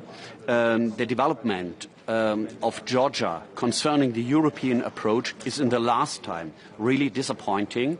But of course, we are on the side of the civilian people. We are supporting them.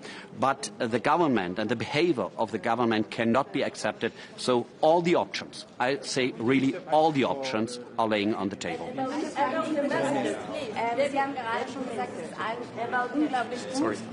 Sie haben gerade gesagt, es ist unglaublich gut, dass es überhaupt gesprochen wird. Am Freitag haben sich Trump und Zelensky getroffen. Das lief nach Medienberichten katastrophal. Wie sagen Sie, Sie sagen schon, ist es eine Provokation, dass es auf europäischem Boden stattfindet? Und warum sind da keine europäischen Staats- und Regierungschefs eingeladen? Was sagen Sie dazu? Zunächst ist es wichtig, dass Europa mit einer Stimme spricht. Nur dann, wenn wir mit einer Stimme sprechen, sind wir tatsächlich auch handlungsfähig und kraftvoll und machtvoll. Das hat in der Vergangenheit in der Tat gefehlt. Deswegen muss Europa Teil des Spiels werden, in Anführungszeichen, was das Spiel angeht. Wir reden hier über Ernst, wir reden hier über Krieg und Frieden. Wir reden darüber, ob es gelingt, die Europa nicht nur zu stabilisieren, sondern auch die Ukraine. Und was ich damit meine, die Ukraine braucht keinen Diktatfrieden, die Ukraine braucht Sicherheit. Und deswegen geht es im Kern darum, wie können wir in Zukunft die Sicherheit der Ukraine garantieren. Und da sind alle Staaten willkommen, die die westlichen Werte teilen. Hoffentlich auch in Zukunft.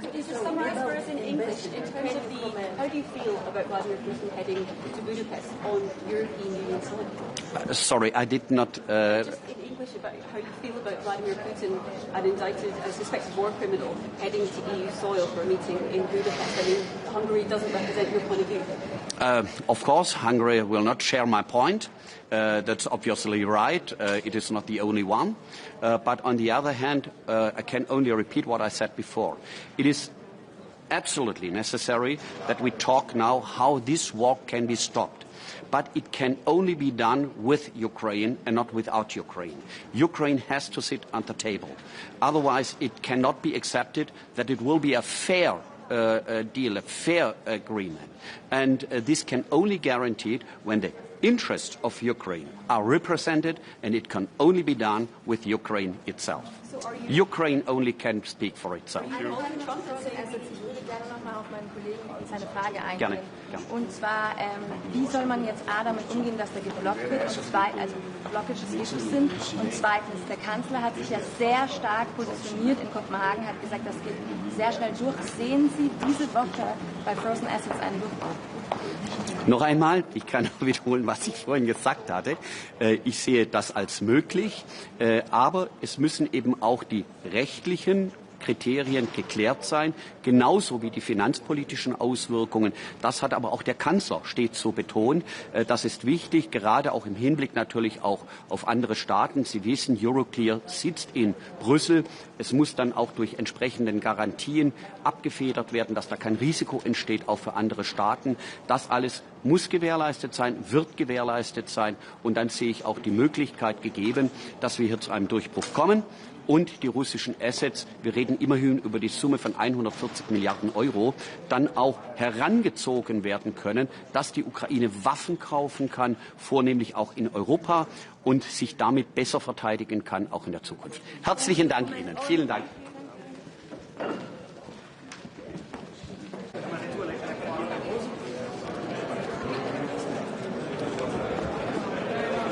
Monsieur, bonjour. Alors c'est un grand plaisir pour nous évidemment d'être aujourd'hui présent à Luxembourg pour la concrétisation au niveau du Conseil de ce programme et de ce plan Report EU initié sous présidence belge déjà à l'époque, mais également de venir discuter d'un deuxième point qui est crucial pour la Belgique notamment, qui est l'électrification. On le sait, les réseaux aujourd'hui sont au cœur de notre transition énergétique. Il faut des réseaux plus résilients, plus efficaces, plus nombreux également. La question de leur financement et du permitting pour la construction de ceux-ci sont évidemment cruciales. Enfin, aujourd'hui, c'est l'occasion de réaffirmer à nouveau notre soutien à l'Ukraine, mais également à la Moldavie. Je rencontrerai d'ailleurs mon homologue moldave tout à l'heure pour leur réaffirmer tout notre soutien dans leur volonté de se rapprocher de l'Europe pour une Europe plus résiliente et plus forte. Et enfin, aujourd'hui, c'est un point très important avec le Grid Package, je le disais, en lien avec l'électrification de notre continent, où on attend évidemment beaucoup de ce Grid Package pour notre pays, mais aussi pour notre continent. Bonne journée.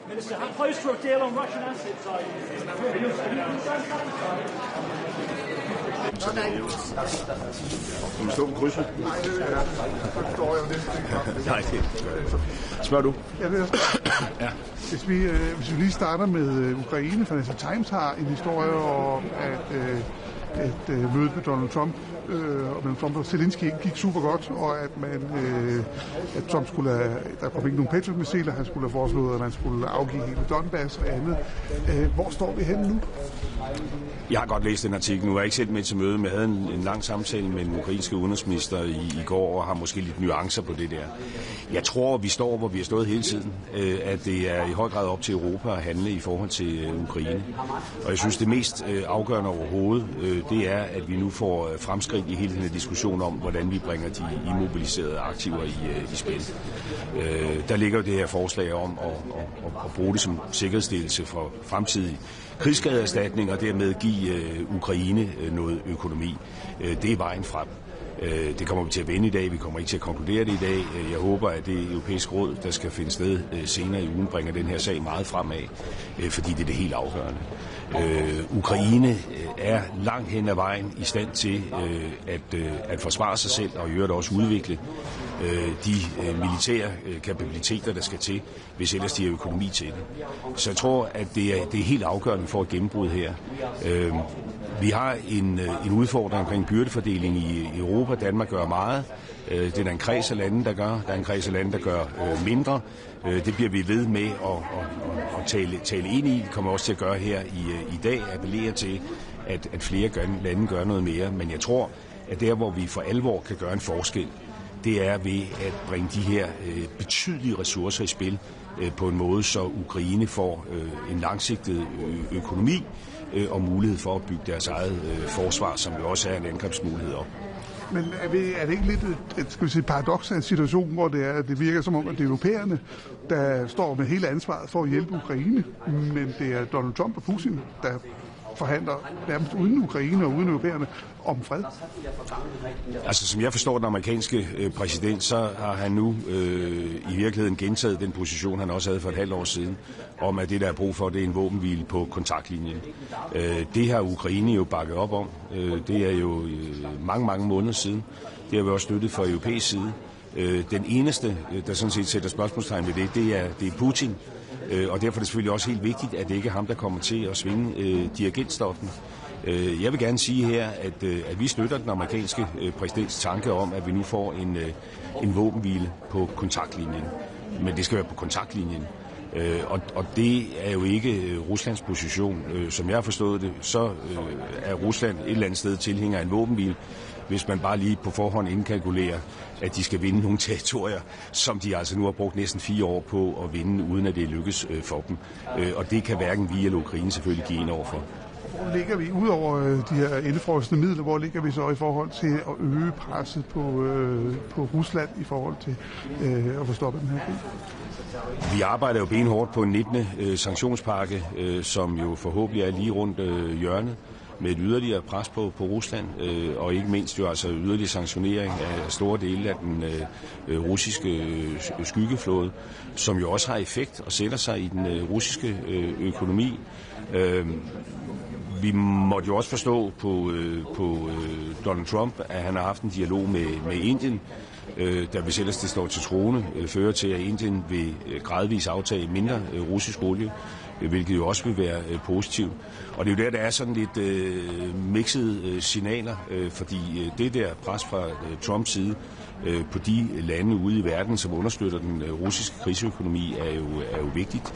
Ligesom det er vigtigt, jeg snakkede med Lindsey Graham i går, at jeg forstår, at man jo fortsat arbejder videre med den her Lindsey Graham sanktionspakke, og at man i øvrigt også arbejder på et lovforslag, hvor man definerer Rusland som sponsor af statsterrorisme på grund af de ukrainske børn, der er blevet bortført. Og jeg må forstå, at på trods af det møde, der nu skal finde sted mellem Putin og Trump, så er det stadigvæk tanken, at det er noget, man skal behandle on the Hill her den 22. oktober. Så det er jo vigtigt, at vi også fra EU's side opretholder det her pres, så det handler om yderligere sanktioner, det handler om at understøtte Ukraines evne til at forsvare sig selv, og der peger jeg bare på, at vi har brug for nu snart at få et gennembrud på det her med de immobiliserede aktiver. Hvad siger du til, at der pludselig bliver indkaldt til et muligt topmøde mellem Trump og Putin i Budapest, altså internt i EU? Ja, det kunne jeg sige en hel masse til. Ja, men det er jo ikke noget, der flytter på omstændighederne. Altså det, der er det helt afgørende, det er, at vi nu manifesterer stærk opbakning til Ukraine. Derfor må vi også se at komme op til det her møde med den ukrainske udenrigsminister. Flere sanktioner, mere økonomi til Ukraine, og dermed også et signal til vores amerikanske venner om, at det her har vores allerstørste bevågenhed, og vi står med Ukraine. Vi støtter den amerikanske præsidents tanke om en våbenhvile på kontaktlinjen, men vi støtter ikke alle mulige andre tanker om landswap. Hvis der skal ske noget nu, så skal vi have en våbenhvile ved kontaktlinjen, og så må de her yderligere spørgsmål omkring territorier, det må være noget, man vender tilbage til efterfølgende. Og lige hurtigt spørgsmål om Mellemøsten. Kort efter freden, så har der jo været kamphandlinger. Hvordan ser du den situation, der er dernede nu? Det er jo en meget, meget skrøbelig situation, og derfor er det også afgørende, at man hurtigst muligt kommer videre til fase 2. Jeg tror, det der er det helt afgørende her, det er, at man i FN's Sikkerhedsråd får vedtaget en resolution, jo før jo bedre, som sætter rammen omkring den her internationale stabilitetsstyrke, der skal ind og monitorere. Der er jo brug for noget monitorering af den her våbenhvile. Jeg talte med mine egyptiske kolleger i går aftes, og der er jo en række lande, der sådan set er parat til at løfte den her opgave, men det kræver jo, at der er et sikkert FN-mandat. Nu sidder vi selv i FN's Sikkerhedsråd. Jeg ved, at flere af de permanente medlemmer arbejder på sådan en resolution. Det er noget, vi læner os dybt ind i, fordi det er afgørende vigtigt. Minister, yes. a quick question in English, sorry. Yes. You're the Danish presidency at the moment, and you're setting the agenda for these meetings, but with Hungary's announcement of this Budapest summit, do you not think that Hungary is actually setting the agenda for the EU at the moment? No, actually, I don't think so. I mean, Budapest is just a venue for a meeting. I mean, It is not organized by Hungary or any European countries. It's a decision taken by the American president who wants to meet his Russian counterpart. Nothing I can do about it, apart from, stressing that we stand with Ukraine. And we support the American president's proposal of a ceasefire at the contact line. Nothing more than that. That would be an important step forward. And if the item on the agenda on that high-level meeting is about that, it is absolutely okay. But apart from that, I think what we should do now is to increase our support to Ukraine. We have to establish a breakthrough when it comes to the immobilized asset as soon as possible. We have an issue with burden sharing among the European countries. Denmark is doing a lot. Some other countries are doing similar to us. Others should step up. We will push for that. But I think a more innovative way to solve this problem is to use the immobilized assets as security for a loan, which will enable Ukraine to defend themselves. Without medical support, without the proper, and now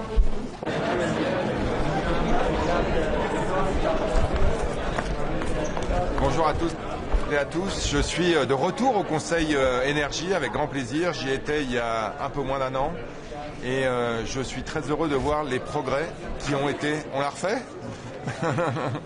Je suis très heureux de voir les progrès qui ont été réalisés en un an, à la fois par l'Alliance du nucléaire, réunion à laquelle je viens de participer, et dans le cadre de la préparation du Conseil énergie. Des pas de géants ont été accomplis pour mettre l'énergie nucléaire au cœur de la stratégie industrielle, pour continuer à investir dans la souveraineté énergétique et industrielle de l'Union européenne. Et évidemment, c'est un point très important aujourd'hui pour continuer à soutenir nos amis, nos alliés ukrainiens dans le conflit suite à l'invasion de la Russie. Aujourd'hui, on a des sujets très importants sur la neutralité technologique, il y a eu beaucoup de progrès là-dessus, sur le financement, sur l'électrification des usages. Et donc on va avoir une discussion très intéressante sur ces trois sujets. On a aussi des progrès à faire sur l'Ukraine. On souhaite véritablement sortir progressivement, mais certainement, de la dépendance européenne à l'énergie fossile russe. Et ça fait partie des discussions qu'on aura aujourd'hui. L'État, voilà, avec les derniers ajustements de la présidence danoise, est-ce qu'il vous convient? Sur Repower EU. Oui, je pense qu'on a bien progressé et je pense qu'on est vraiment sur la bonne voie pour lancer un signal très fort à nos amis ukrainiens et très fort aux Russes. Maybe a few words in English. I'm here for the Energy Council. I was here a year ago, so I've been able to see how much progress has been made on all the very important subjects that we feel are very important in order to ensure European sovereignty, European industrial competitiveness and energy transition. We're working on technological neutrality, we're working on financing, we're working on electrification of usages. And obviously, a very important point of the Council today, we're going to work on helping Ukraine in their war against Russia. And we want to make sure that surely we aim at reducing and then annihilating our dependency on Russian fossil fuels. Merci beaucoup. Merci.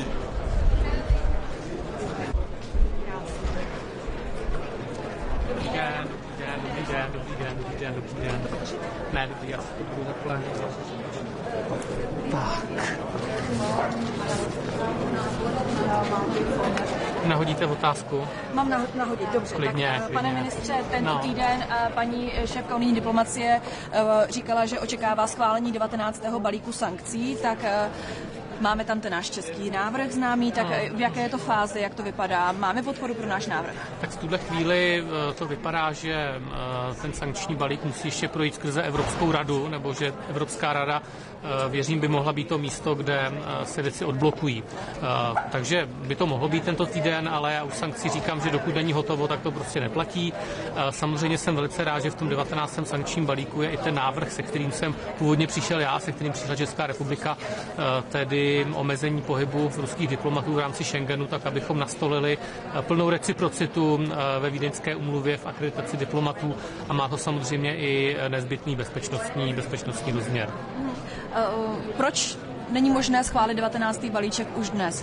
Co tomu stále brání? Slyšeli jsme, že o víkendu Rakušané stáhli své veto, čili co tomu ještě dál brání? Já se přiznám, že v tuhle chvíli úplně tu detailní znalost nemám, ale vnímám, že se to týká střední Evropy a energetiky. Ráda bych se zeptala ještě na plány amerického prezidenta Trumpa, který minulý týden oznámil, že se chce sejít s Vladimírem Putinem, a to pravděpodobně v Budapešti. Tak jak vnímáte to, že by tato schůzka měla proběhnout na území Evropské unie i vzhledem k tomu, že na Putina je vydaný mezinárodní zatykač?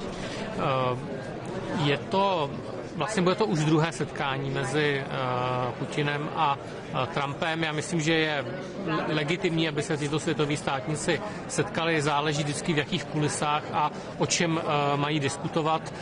Já říkám, že pokud se mají bavit o Ukrajině a o nějakém třeba míru na Ukrajině, tak u toho vždycky musí být Ukrajina. Nevynechávejme ji z toho, aby se nestala tím objektem té diskuze. Samozřejmě pro Budapešť to bude velmi prestižní, bez pochyby. Kladu si otázku, jakým způsobem hodlají třeba naložit s mezinárodním zatykačem, ale viděli jsme, že Budapešť se vlastně k této instituci staví způsobem, že s ní chce odejít. Tak to jsou takové otázky, které si kladu. Ale nic konkrétního vlastně zatím potvrzeno nebylo. Máme pouze ten záměr, ale detaily ještě nevíme.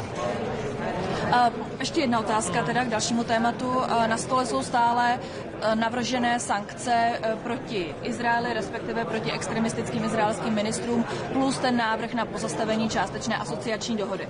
Tak jak by s tím Rada měla aktuálně naložit podle vás? Já se přiznám, že v tuhle chvíli není podle mého názoru prostor, aby takovéhle sankce byly přijaty. A to je ale postoj, který sdílí celá řada členských států. Děkuju vám. Tak jo, určitě. Tam vlastně se objevily dva návrhy, kdy ukončit dovoz ruského plynu, že jo? Evropská rada, nebo původně navrhovala leden 2028 a výbor ITRE vlastně navrhl to udělat už o rok dříve, leden 2027. Nevíte, k jakému návrhu to, jako, který má větší šanci uspět? Takhle vám to tady neřeknu na místě.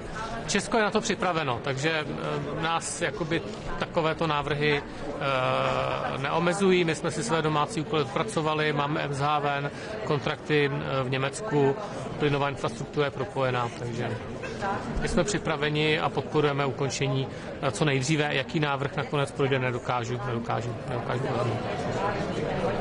Tak jo. Ještě má něco, nebo? Ne, dobrý, vy jste taky spokojený? Tak jo, díky moc, děkuju. Díky, nashledanou.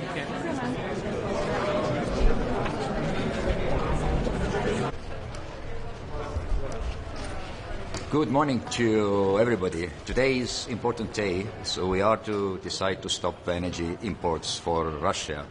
And I feel positive. The Danish presidency has done a really good job. And this is really the time to stop what we did stop already in 2022. Importing energy is fueling Russia's war machine, which makes incredible damage to people in Ukraine, helps Russia to wage a war in the continent of Europe.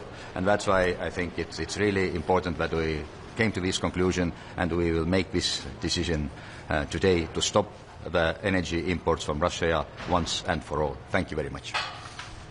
Just a question on the from the Swedish radio. We've seen some countries actually importing much more LNG from Russia than they used to, and also we have two countries, Hungary and Slovakia, buying quite a lot of Russian oil. What are your views on that? I mean, that has to stop on LNG. There are plenty of alternatives available on the market. I think it's also a question about where your heart is, because it's also a question about the values, and as I said, it's about funding Russia's war machine. So the sooner it stops, the weaker will be Russia in the battlefield, which will help Ukraine to win the war. And Hungary and Slovakia, I mean, did you have an exception to the sanctions, but they could actually buy from Croatia, as I understand it. When it comes to the oil. Yeah, but it also goes for oil, so we need to stop oil as well. So that is a matter of principle. Thank you. Morning. The Romanian delegation is the State Secretary, Mr. Cristian Bușoi. Hello, I'm very honored to represent Romania as State Secretary coordinating European International Affairs and former chair of the ITRE Committee in the European Parliament. Today it's a very important day as we send a very strong signal through Repower EU regulation. We aim to demonstrate once again the support for Ukraine and the strong decision to phase out Russian imports of natural gas. And also we welcome the European Parliament vote that sends also a strong signal in this regard. Then on electrification, Romania continues to see that we need a more integrated and interconnected EU energy market, and we need to continue and even enhance the interconnections. The Central and East European countries are still suffering from the lack of interconnections. We still experience high energy prices, and this is a critical aspect for Romania also. So we need to continue a genuine electricity market in the EU.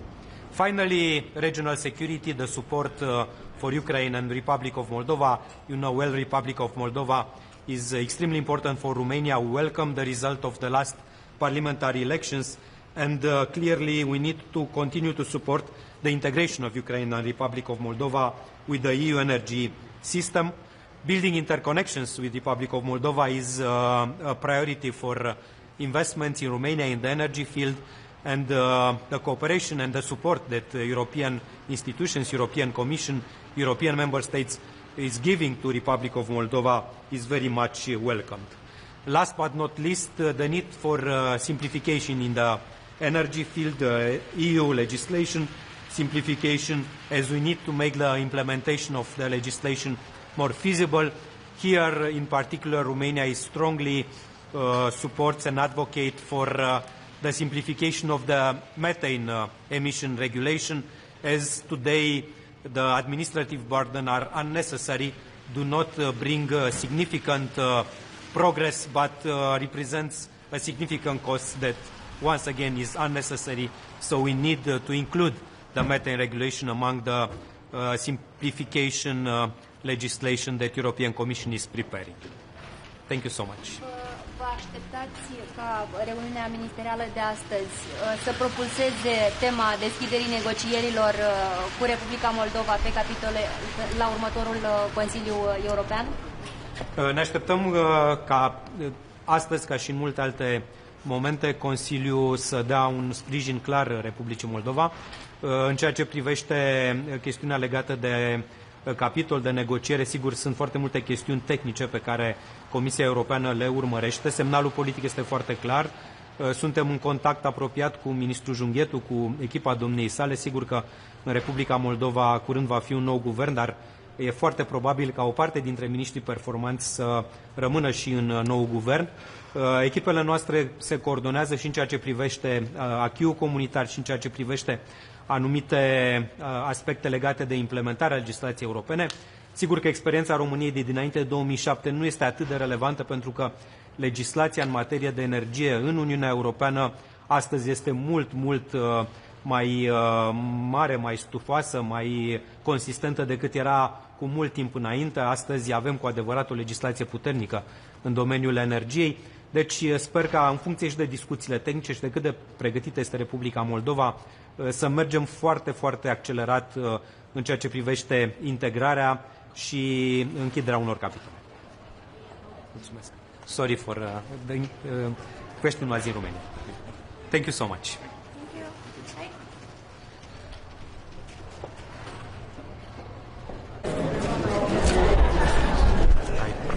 Good morning. I'll start off in Spanish and then I'll switch over to English. Hoy es un día muy importante para el futuro energético de Europa. Aquí en Luxemburgo, en el Consejo de Ministros de Energía, vamos a abordar la propuesta de reglamento para la eliminación de la dependencia energética de Rusia. Y España viene a este Consejo con dos mensajes muy importantes. El primero, España va a apoyar el reglamento para la eliminación de la dependencia energética de Rusia. Entendemos que aborda pues lo que pedía España desde el principio: medidas a nivel europeo, medidas jurídicamente solventes y medidas que nos permiten, bueno, pues evitar que la energía sea un arma de guerra. Y el segundo mensaje es que España está lista para abordar la situación energética que se abre ahora. El reglamento pide a los Estados miembros un plan de diversificación para sustituir ese gas natural por otras alternativas. España no solamente puede importar de cualquier fuente, España ya recibe gas de más de 15 países distintos, tenemos un suministro altamente diversificado, pero sobre todo España está lista para sustituir la dependencia de gas natural independientemente de su origen. Vamos a avanzar en energías renovables, en electrificación, en gases renovables, en eficiencia energética. En definitiva, hemos aprendido que la dependencia de gas natural de terceros países es peligrosa para la economía, es peligrosa para la seguridad europea y nacional, y España estamos listos, como digo, para acelerar esa descarbonización y esa reducción de la dependencia energética.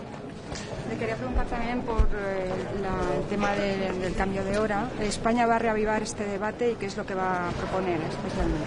Efectivamente, España hemos solicitado que se incorpore un punto en el orden del día del Consejo de hoy para reabrir el debate sobre el cambio de hora. Nos acercamos ahora a finales de octubre, vuelve a tocar cambiar la hora del reloj. Eso nos afecta a todos, nos trastoca las agendas, nos trastoca los ciclos diarios, y lo que estamos viendo es que la evidencia de que eso genere ahorros energéticos es cada vez más tenue. El sistema energético está cambiando mucho. Entendemos que es importante reabrir el debate para encontrar una solución que funcione lo mejor posible, conscientes también de la diversidad europea, norte, sur, este, oeste, pero entendíamos que era importante reabrir el debate y abordar una cuestión que es que para la ciudadanía española y europea es importante. Para España, ¿cuál sería un poco la solución? ¿Que cada país pueda elegir? ¿Cuál sería un poco la propuesta? Es importante ir coordinados. De hecho, el cambio de hora no está a la libre elección de cada Estado miembro, está regulado a nivel europeo. Entendemos que necesitamos una respuesta europea. El Parlamento Europeo ya se posicionó, de hecho, en su momento a favor de dejar de cambiar el horario en verano y en invierno.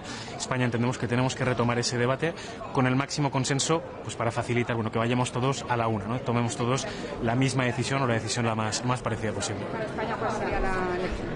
Yo creo que es necesario escuchar, hay un montón de perspectivas, cada sector de la economía, cada parte incluso de la geografía tendrá ahí sus particularidades. Lo importante es que veamos que a nivel europeo podemos abrir camino con esta reflexión. In the 19th sanction package, European Commission proposed to end import of Russian LNG already in the beginning of 2027. Is it a problem for Spain?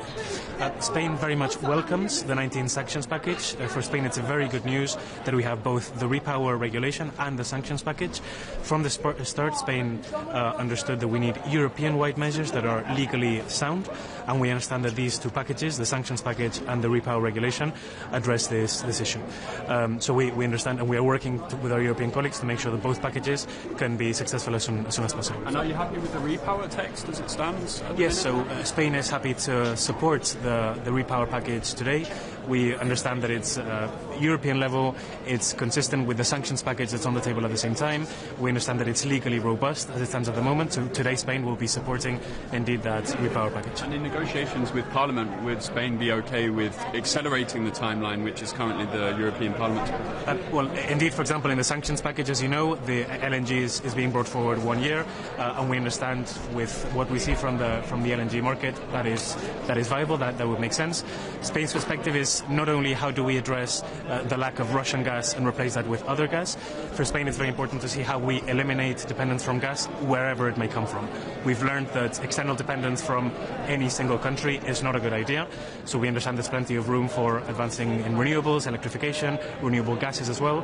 So in the diversification plan that member states such as Spain have to put forward, we'll be making a lot of effort in those perspectives as well. So not just replacing Russian gas with gas from other origins, but replacing gas overall. ¿Nos puede decir un poco más sobre la reunión de los Friends of Renewables de esta mañana? Esta mañana España e Irlanda han copresidido una reunión de países afines, unos 14 Estados miembros, que entendemos que la transición energética tiene que basarse sobre todo en las energías renovables, o en gran parte en las energías renovables.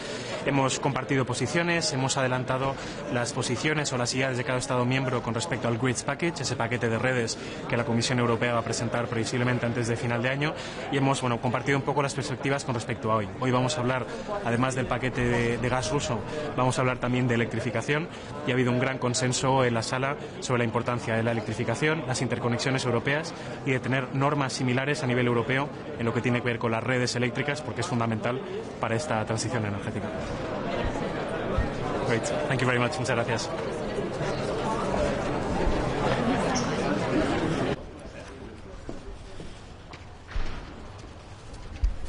Good morning. I'll start in English. Three main topics for today's council. Looking forward to the discussion on Repower EU and finally cutting our dependency of Russian gas. Second is the discussion on electrification, and then the topic of integration with Ukraine and Moldova. And just to start off with Repower EU, my comment is basically on behalf of Sweden. It's about time. And congratulations to the Danish presidency who managed to finalize this early on during this fall. I think this sends a great message, a message of strength to Russia in these very troublesome times as well. We have pushed on behalf of Sweden for a very ambitious level to this, and now it's time to start walking the talk, and I look forward to finalizing this today. My main comment on electrification is basically the possibilities that comes with electrification. It's not a fantasy. It is very much a Swedish reality. As Swedish media knows, I just had a groundbreaking ceremony in Luleå for a new steel plant for SSAB. Managing to deliver electricity to their steel plant will cut Swedish emissions by 7%. The total of Sweden's emission by 7%. So this example, I think, shows that electrification truly is the way to be able to combine competitiveness, economic growth, cutting emissions, and taking our security very, very seriously. Last, I really just want to emphasize our long-term support for Ukraine. I'm happy that we have representation from Ukraine here today, although we don't have the minister himself present today because of the last few days' horrible attacks on the energy system of Ukraine once again. But this is the reason that this is our long-term, most prioritized foreign policy issue, the support of the Swedish people to Ukraine. Last but not least, just want to comment on the meeting that I just stepped out of this morning, and you just met with my Romanian colleague, first time not a Swede or a French minister leading the nuclear alliance. I think that's also a great signal. Today we were happy to welcome Estonia as full members of the nuclear alliance, and also with Greece as observers. And I mean, Greece is not known to be a nuclear power nation. I think this is very significant to have a non-nuclear power EU nation join the nuclear alliance and emphasize the need for more fossil-free baseload, welcoming more nuclear power into the Union, whether or not the member state itself will actually build more nuclear power. This is in line with what we're seeing with the NB8 countries as well. Sweden just hosted a Nordic Nuclear Investment Summit on nuclear issues, making Sweden, starting off Sweden as sort of a hub for new nuclear investments in the Baltic Sea region. And this is the shift that we're seeing also in Denmark. They might not be building new nuclear themselves, but they see and acknowledge the need for it in the system as a whole. So I think this is a quite big trend shift within the European Union, send a very strong message to the Commission as well. Okay. Om Repower EU och beslutet som ni då ska fatta idag, kan du förklara vad innebär det här? Men det här innebär ju nu att alla medlemsstater åtar sig att ta fram en detaljerad, konkret plan för hur man helt ska kapa sitt beroende utav rysk gas. Och det kommer att ske i steg, men senast 1 januari 2028 så ska man nu ha lyckats kapa detta. Och det är ju anledningen till att jag som svensk minister säger också it's about time. Det är hög tid att vi lyckas ta det här steget. Men det är ett stort steg. Det har varit stor turbulens inom unionen i den här frågan, och det är stort att vi lyckas få detta över mållinjen.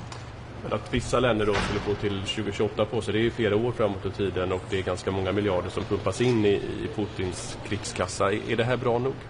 Nej, men vi hade gärna sett att detta hade skett betydligt tidigare och med en högre ambitionsnivå. Men läget ser ut som det gör, och det är otroligt viktigt att visa på enighet och att vi lyckas få detta över mållinjen överhuvudtaget. Och samtidigt i andra änden så trycker vi på med hårda sanktioner. Vi är uppe i många antal sanktionspaket nu, och det kommer ju fortsatt behöva vara en nödvändig väg framåt parallellt med att vi nu skiftar bort ifrån rysk gas, äntligen.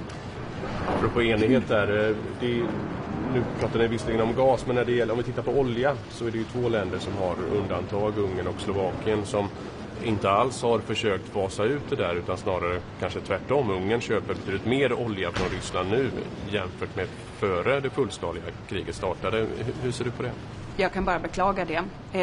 Och samtidigt så erkänner vi att de har en helt annan geografisk situation än vad många andra EU-medlemsländer har. Men jag hoppas att i diskussioner som kanske rör andra energifrågor, kan handla om till exempel tillgången till kärnbränsle som Ungern behöver för sina kärnkraftverk, att man kanske skulle kunna hitta en konstruktivare väg framåt om det går att hjälpa dem i att stärka andra delar av deras energisystem, att de då också skulle kunna ta ytterligare steg här. Men det är klart att vi har ju fördömt och delar ju inte deras syn på deras vägval. Som jag förstår det, när jag pratar med experter, så kan de faktiskt ersätta den ryska oljan med olja från Kroatien rent kapacitetsmässigt. Det skulle vara dyrare bara. Tycker du det vore okej att EU pumpar in, alltså genom form av finansiellt stöd för att kompensera dem? Vi har ingen konkret svensk ståndpunkt på specifikt den lösningen. Men vår viljeriktning är ju väldigt tydlig, och där har vi varit beredda att vara, så att säga, väldigt konstruktiva och kreativa i lösningar så länge slutresultatet är att vi blir av med vårt stora ryska beroende som vi fortfarande har, samtidigt som det är ett fullskaligt invasionskrig på europeisk mark. Så jag har svårt att se att vi inte skulle kunna vara på något vis hjälpsamma i en sån lösning. Just Ungern har ju också rysk kärnkraft på sätt och vis, i och med att det är ryska Rosatom som bygger deras kärnkraftverk och liknande. Hur ser du på det? Vi har ju från svensk sida via Westinghouse i Västerås lyckats hjälpa Ukraina i att fasa ut sitt beroende utav ryskt kärnbränsle till exempel. Och de har ju också ryskbyggda kärnkraftverk på Ukrains territorium. Så det är ju klart att vi skulle ju gärna vilja se den typen utav lösning, och att vi bistår från Sveriges sida till fler EU-länder på samma sätt. Och det här har jag ju med ganska tydlig skärpa också markerat till mina EU-vänner. The European Parliament has already agreed its position on the Repower EU proposals, and it wants to accelerate the timeline on both oil and gas. Obviously, the position among member states has not yet been agreed, but do you see an appetite to go faster? From a Swedish perspective, definitely. And I've made it very clear, my comment today is it's about time. I'm happy the Danish presidency managed to bring this far and across the finish line as it seems today. But it truly is about time. And it is a quite lengthy timeline also to fulfill this commitment that we are setting out today. Any way where we can be constructive and creative in increasing the tempo of that timeline, Sweden will be here to assist. A question about nuclear. Obviously the EU-US trade deal talks about this very large amount of energy imports that the EU should engage with, and the Commission is talking about some of that being nuclear. How much potential do you actually see for a large amount of nuclear imports of technology and so on from the US?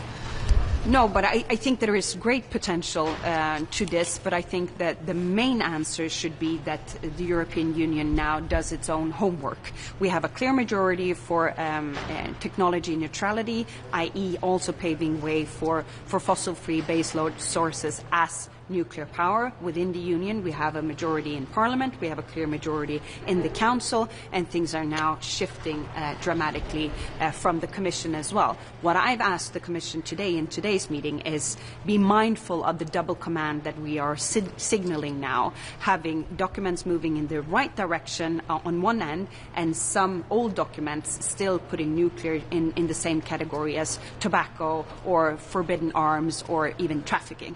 And and this is what we'd like to see, a sort of streamlining of all of the systems. And given the conference that we just had in Stockholm that I referred to earlier, we are seeing how the private capital around the world, we had representation from JP Morgan, Citibank and so forth on stage in Stockholm, they all point to this. Why is not private capital being allocated to the European market at the same rate as in China, for example, or in Northern America? And it is for the very simple reason that it's not being treated the same as investments in renewable power sources. And I think, could we manage to see a sort of cleaning up of the funding, EU funding and regulations on that side simultaneously with the new documents incoming, then that would be, we would see a major shift in how much would we depend on, for example, the US, and how much could we fix on our own.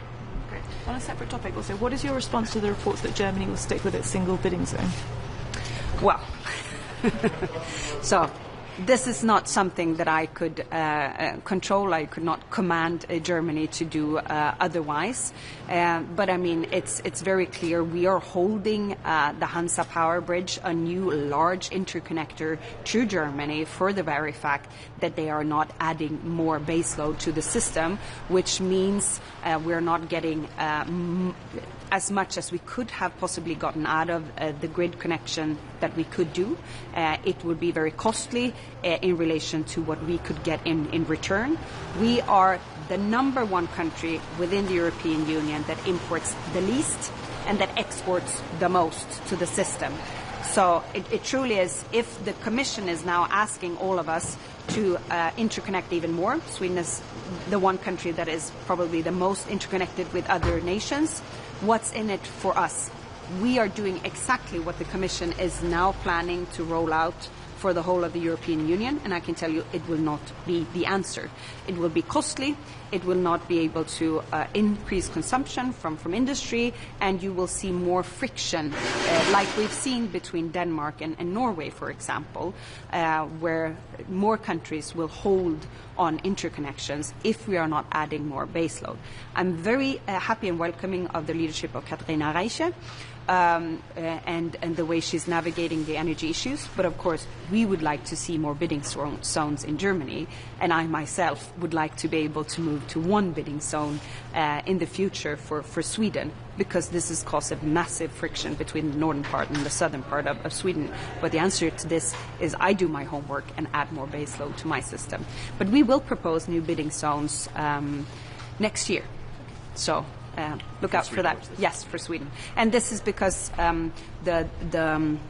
the system that we were asked to use from a European level did not take into consideration a lot of the decisions that we had already made for the Swedish energy system. So it turned out with very sort of weird versions of possible bidding zones that were not true to reality. So this is why we are redoing that whole operation, and we will have a new proposal in the spring next year. Super. Thank you so much. Have a good day.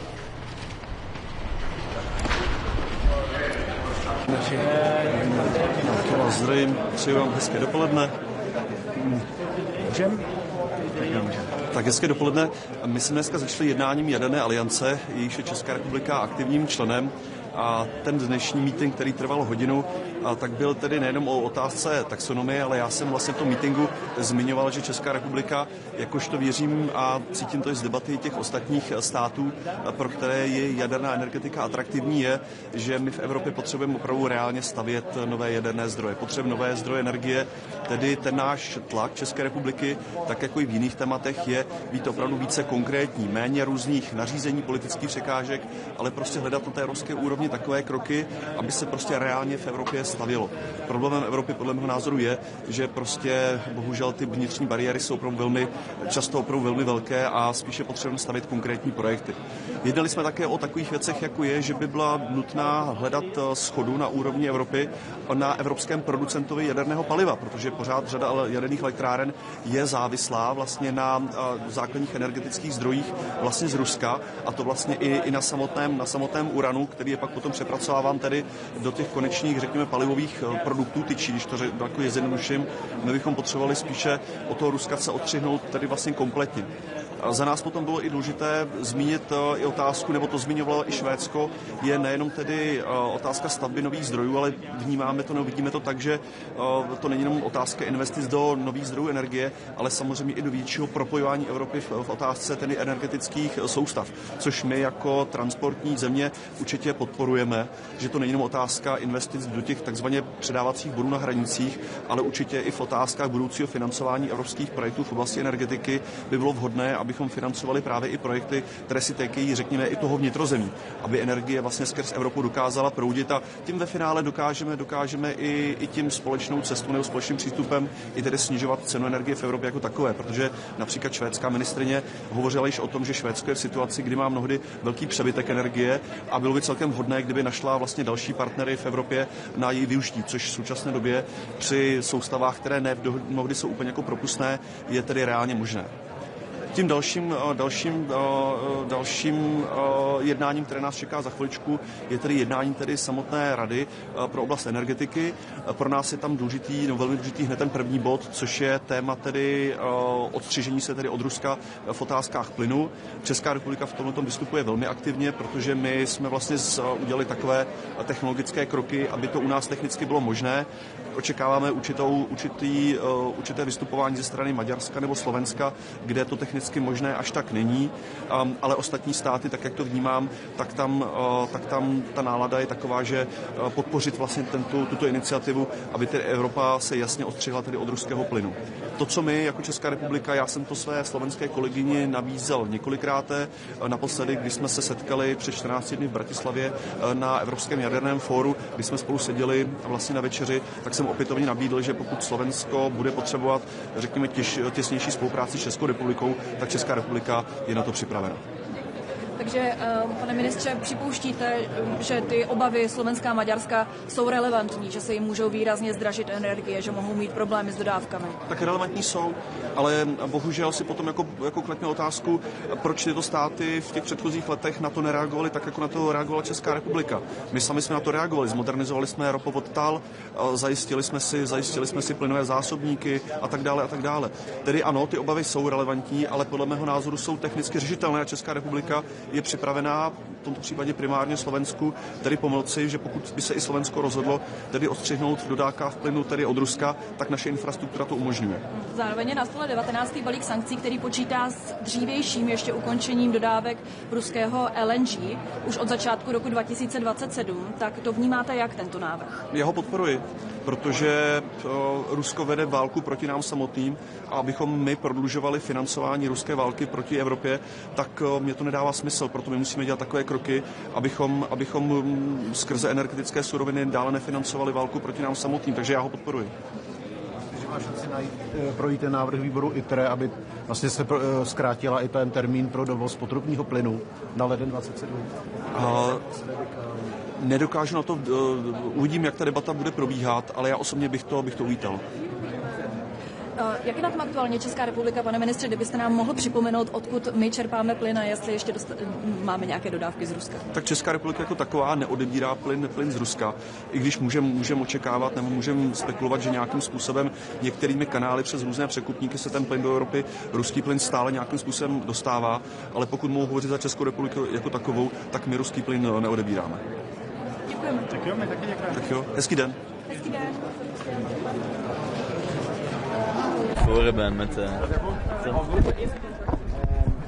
It's really pleased to be here, looking forward to the Energy Council today, which is a critical one. I've just come from co-chairing a meeting of the Friends of the Renewables. We've 15 member states co-chaired with myself and Spain.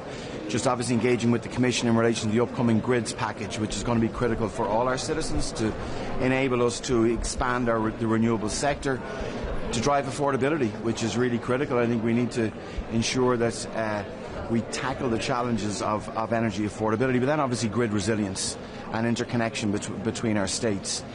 There was significant contributions as well from islanded nations too, and nations in more peripheral geographical areas. So it was a good meeting, and we've agreed actually to work forward on a non-paper as a group as well to help us work together on the areas of common interest, which are many. and very little disagreement, if any, actually, this morning with regard to the priority areas. And then obviously the Commission has Ireland's full support in relation to the Repower EU proposals about further reducing and eliminating the reliance on Russian gas.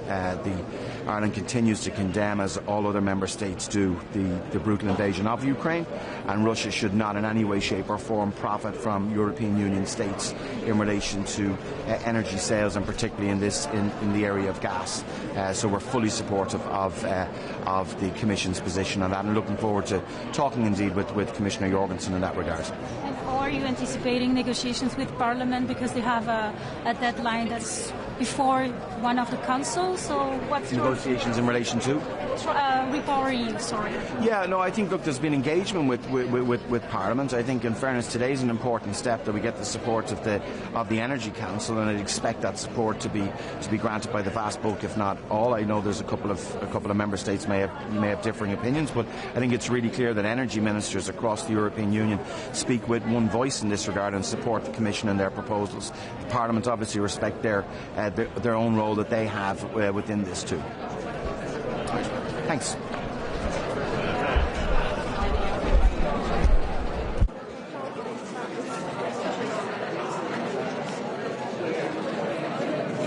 Good morning. So from the Lithuanian point of view, first of all, we would like to condemn the brutal attacks of Russia towards Ukraine energy infrastructure, towards the critical energy infrastructure ahead of winter. This is really the terroristic attacks. And at the same time, we condemn the members who are still buying Russian gas. So today is a really important day for the EU because we are ahead of adopting the general approach on the Repower EU.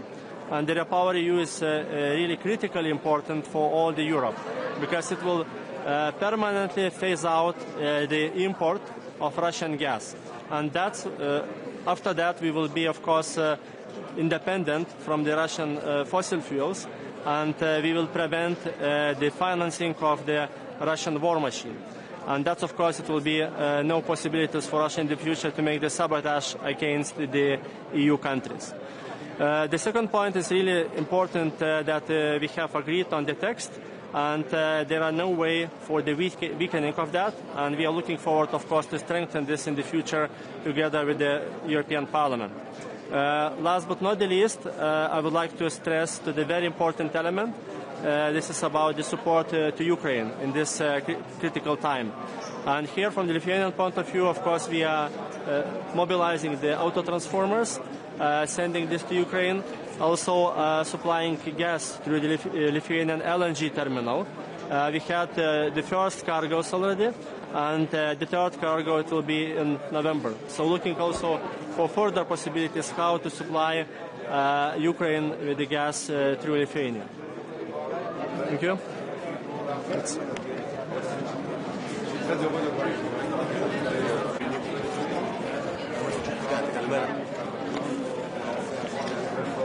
Είμαστε έτοιμοι.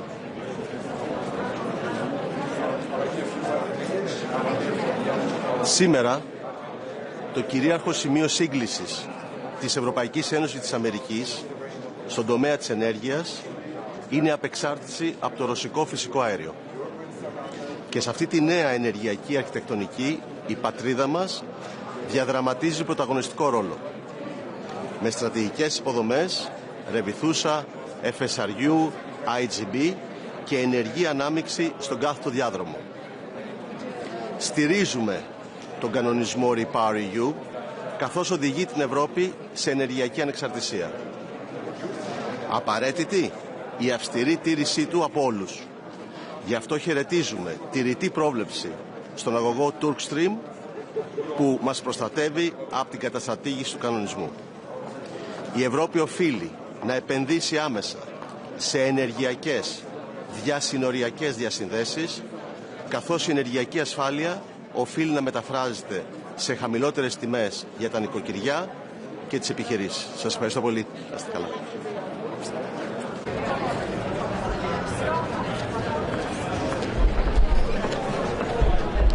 Good morning.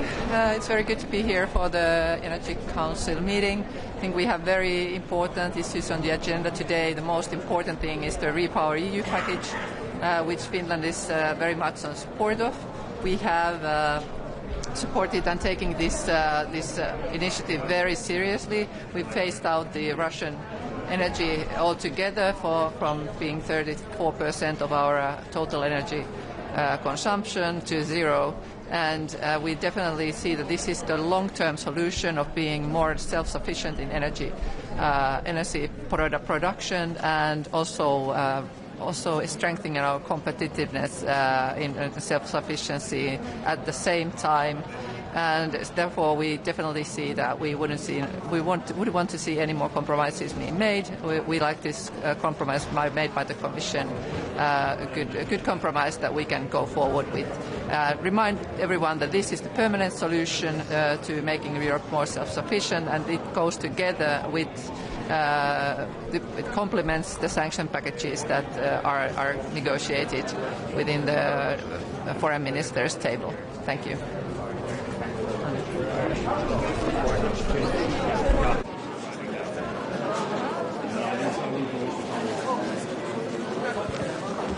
Good morning.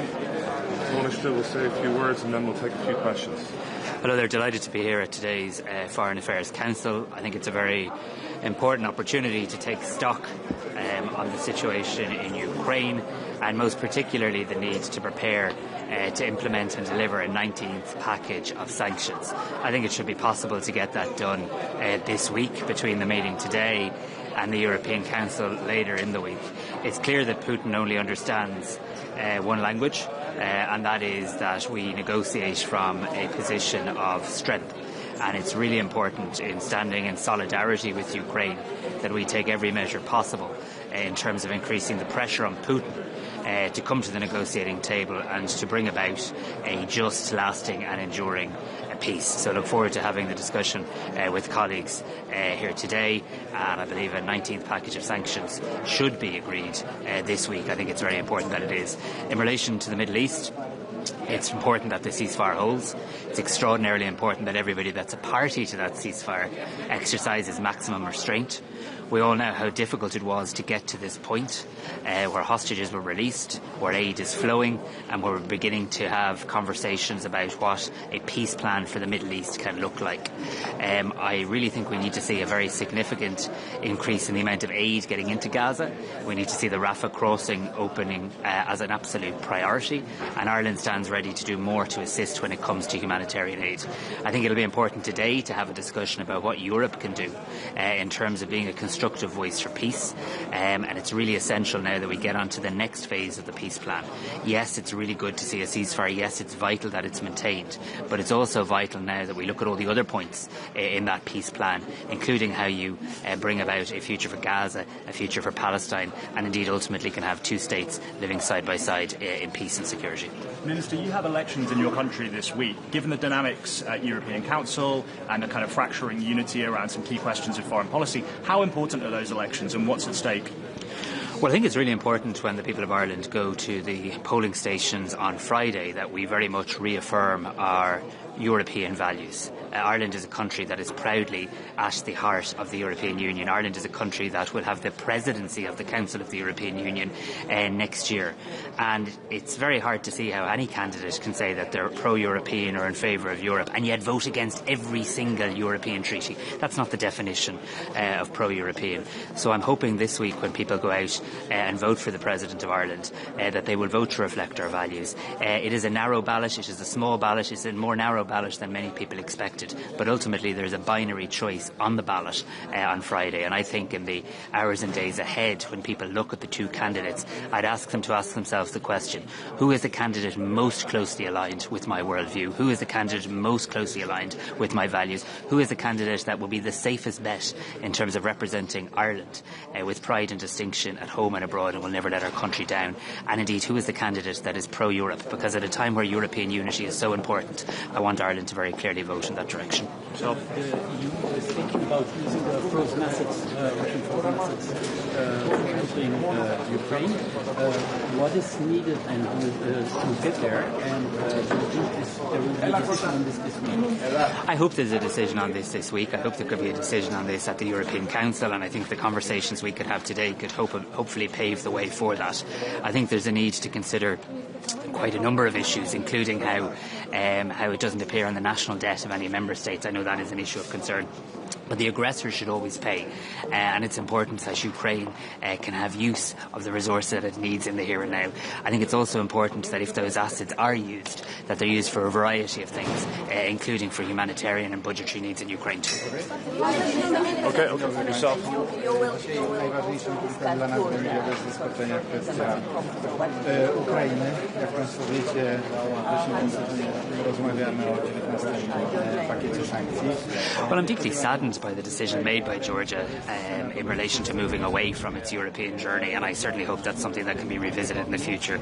I wanted to see Georgia as part of the European Union, and I'm very saddened by the direction that the now Georgian government has taken Georgia in relation to that. I'm also concerned by recent developments too, so I look forward to having a chance to exchange views on this with colleagues today. What is your position that Putin will come to territory on Friday? Dwie najważniejsze sprawy związane z Ukrainą.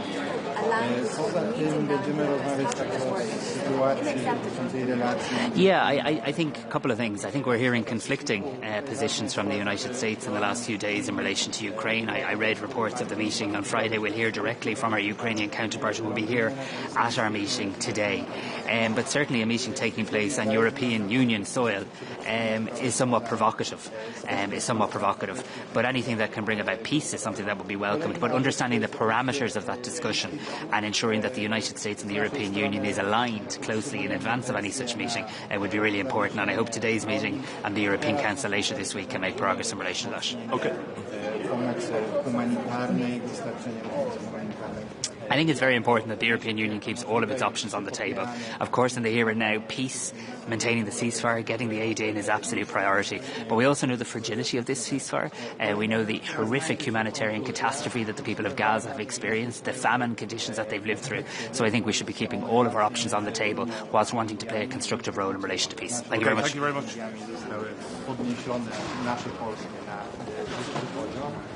much.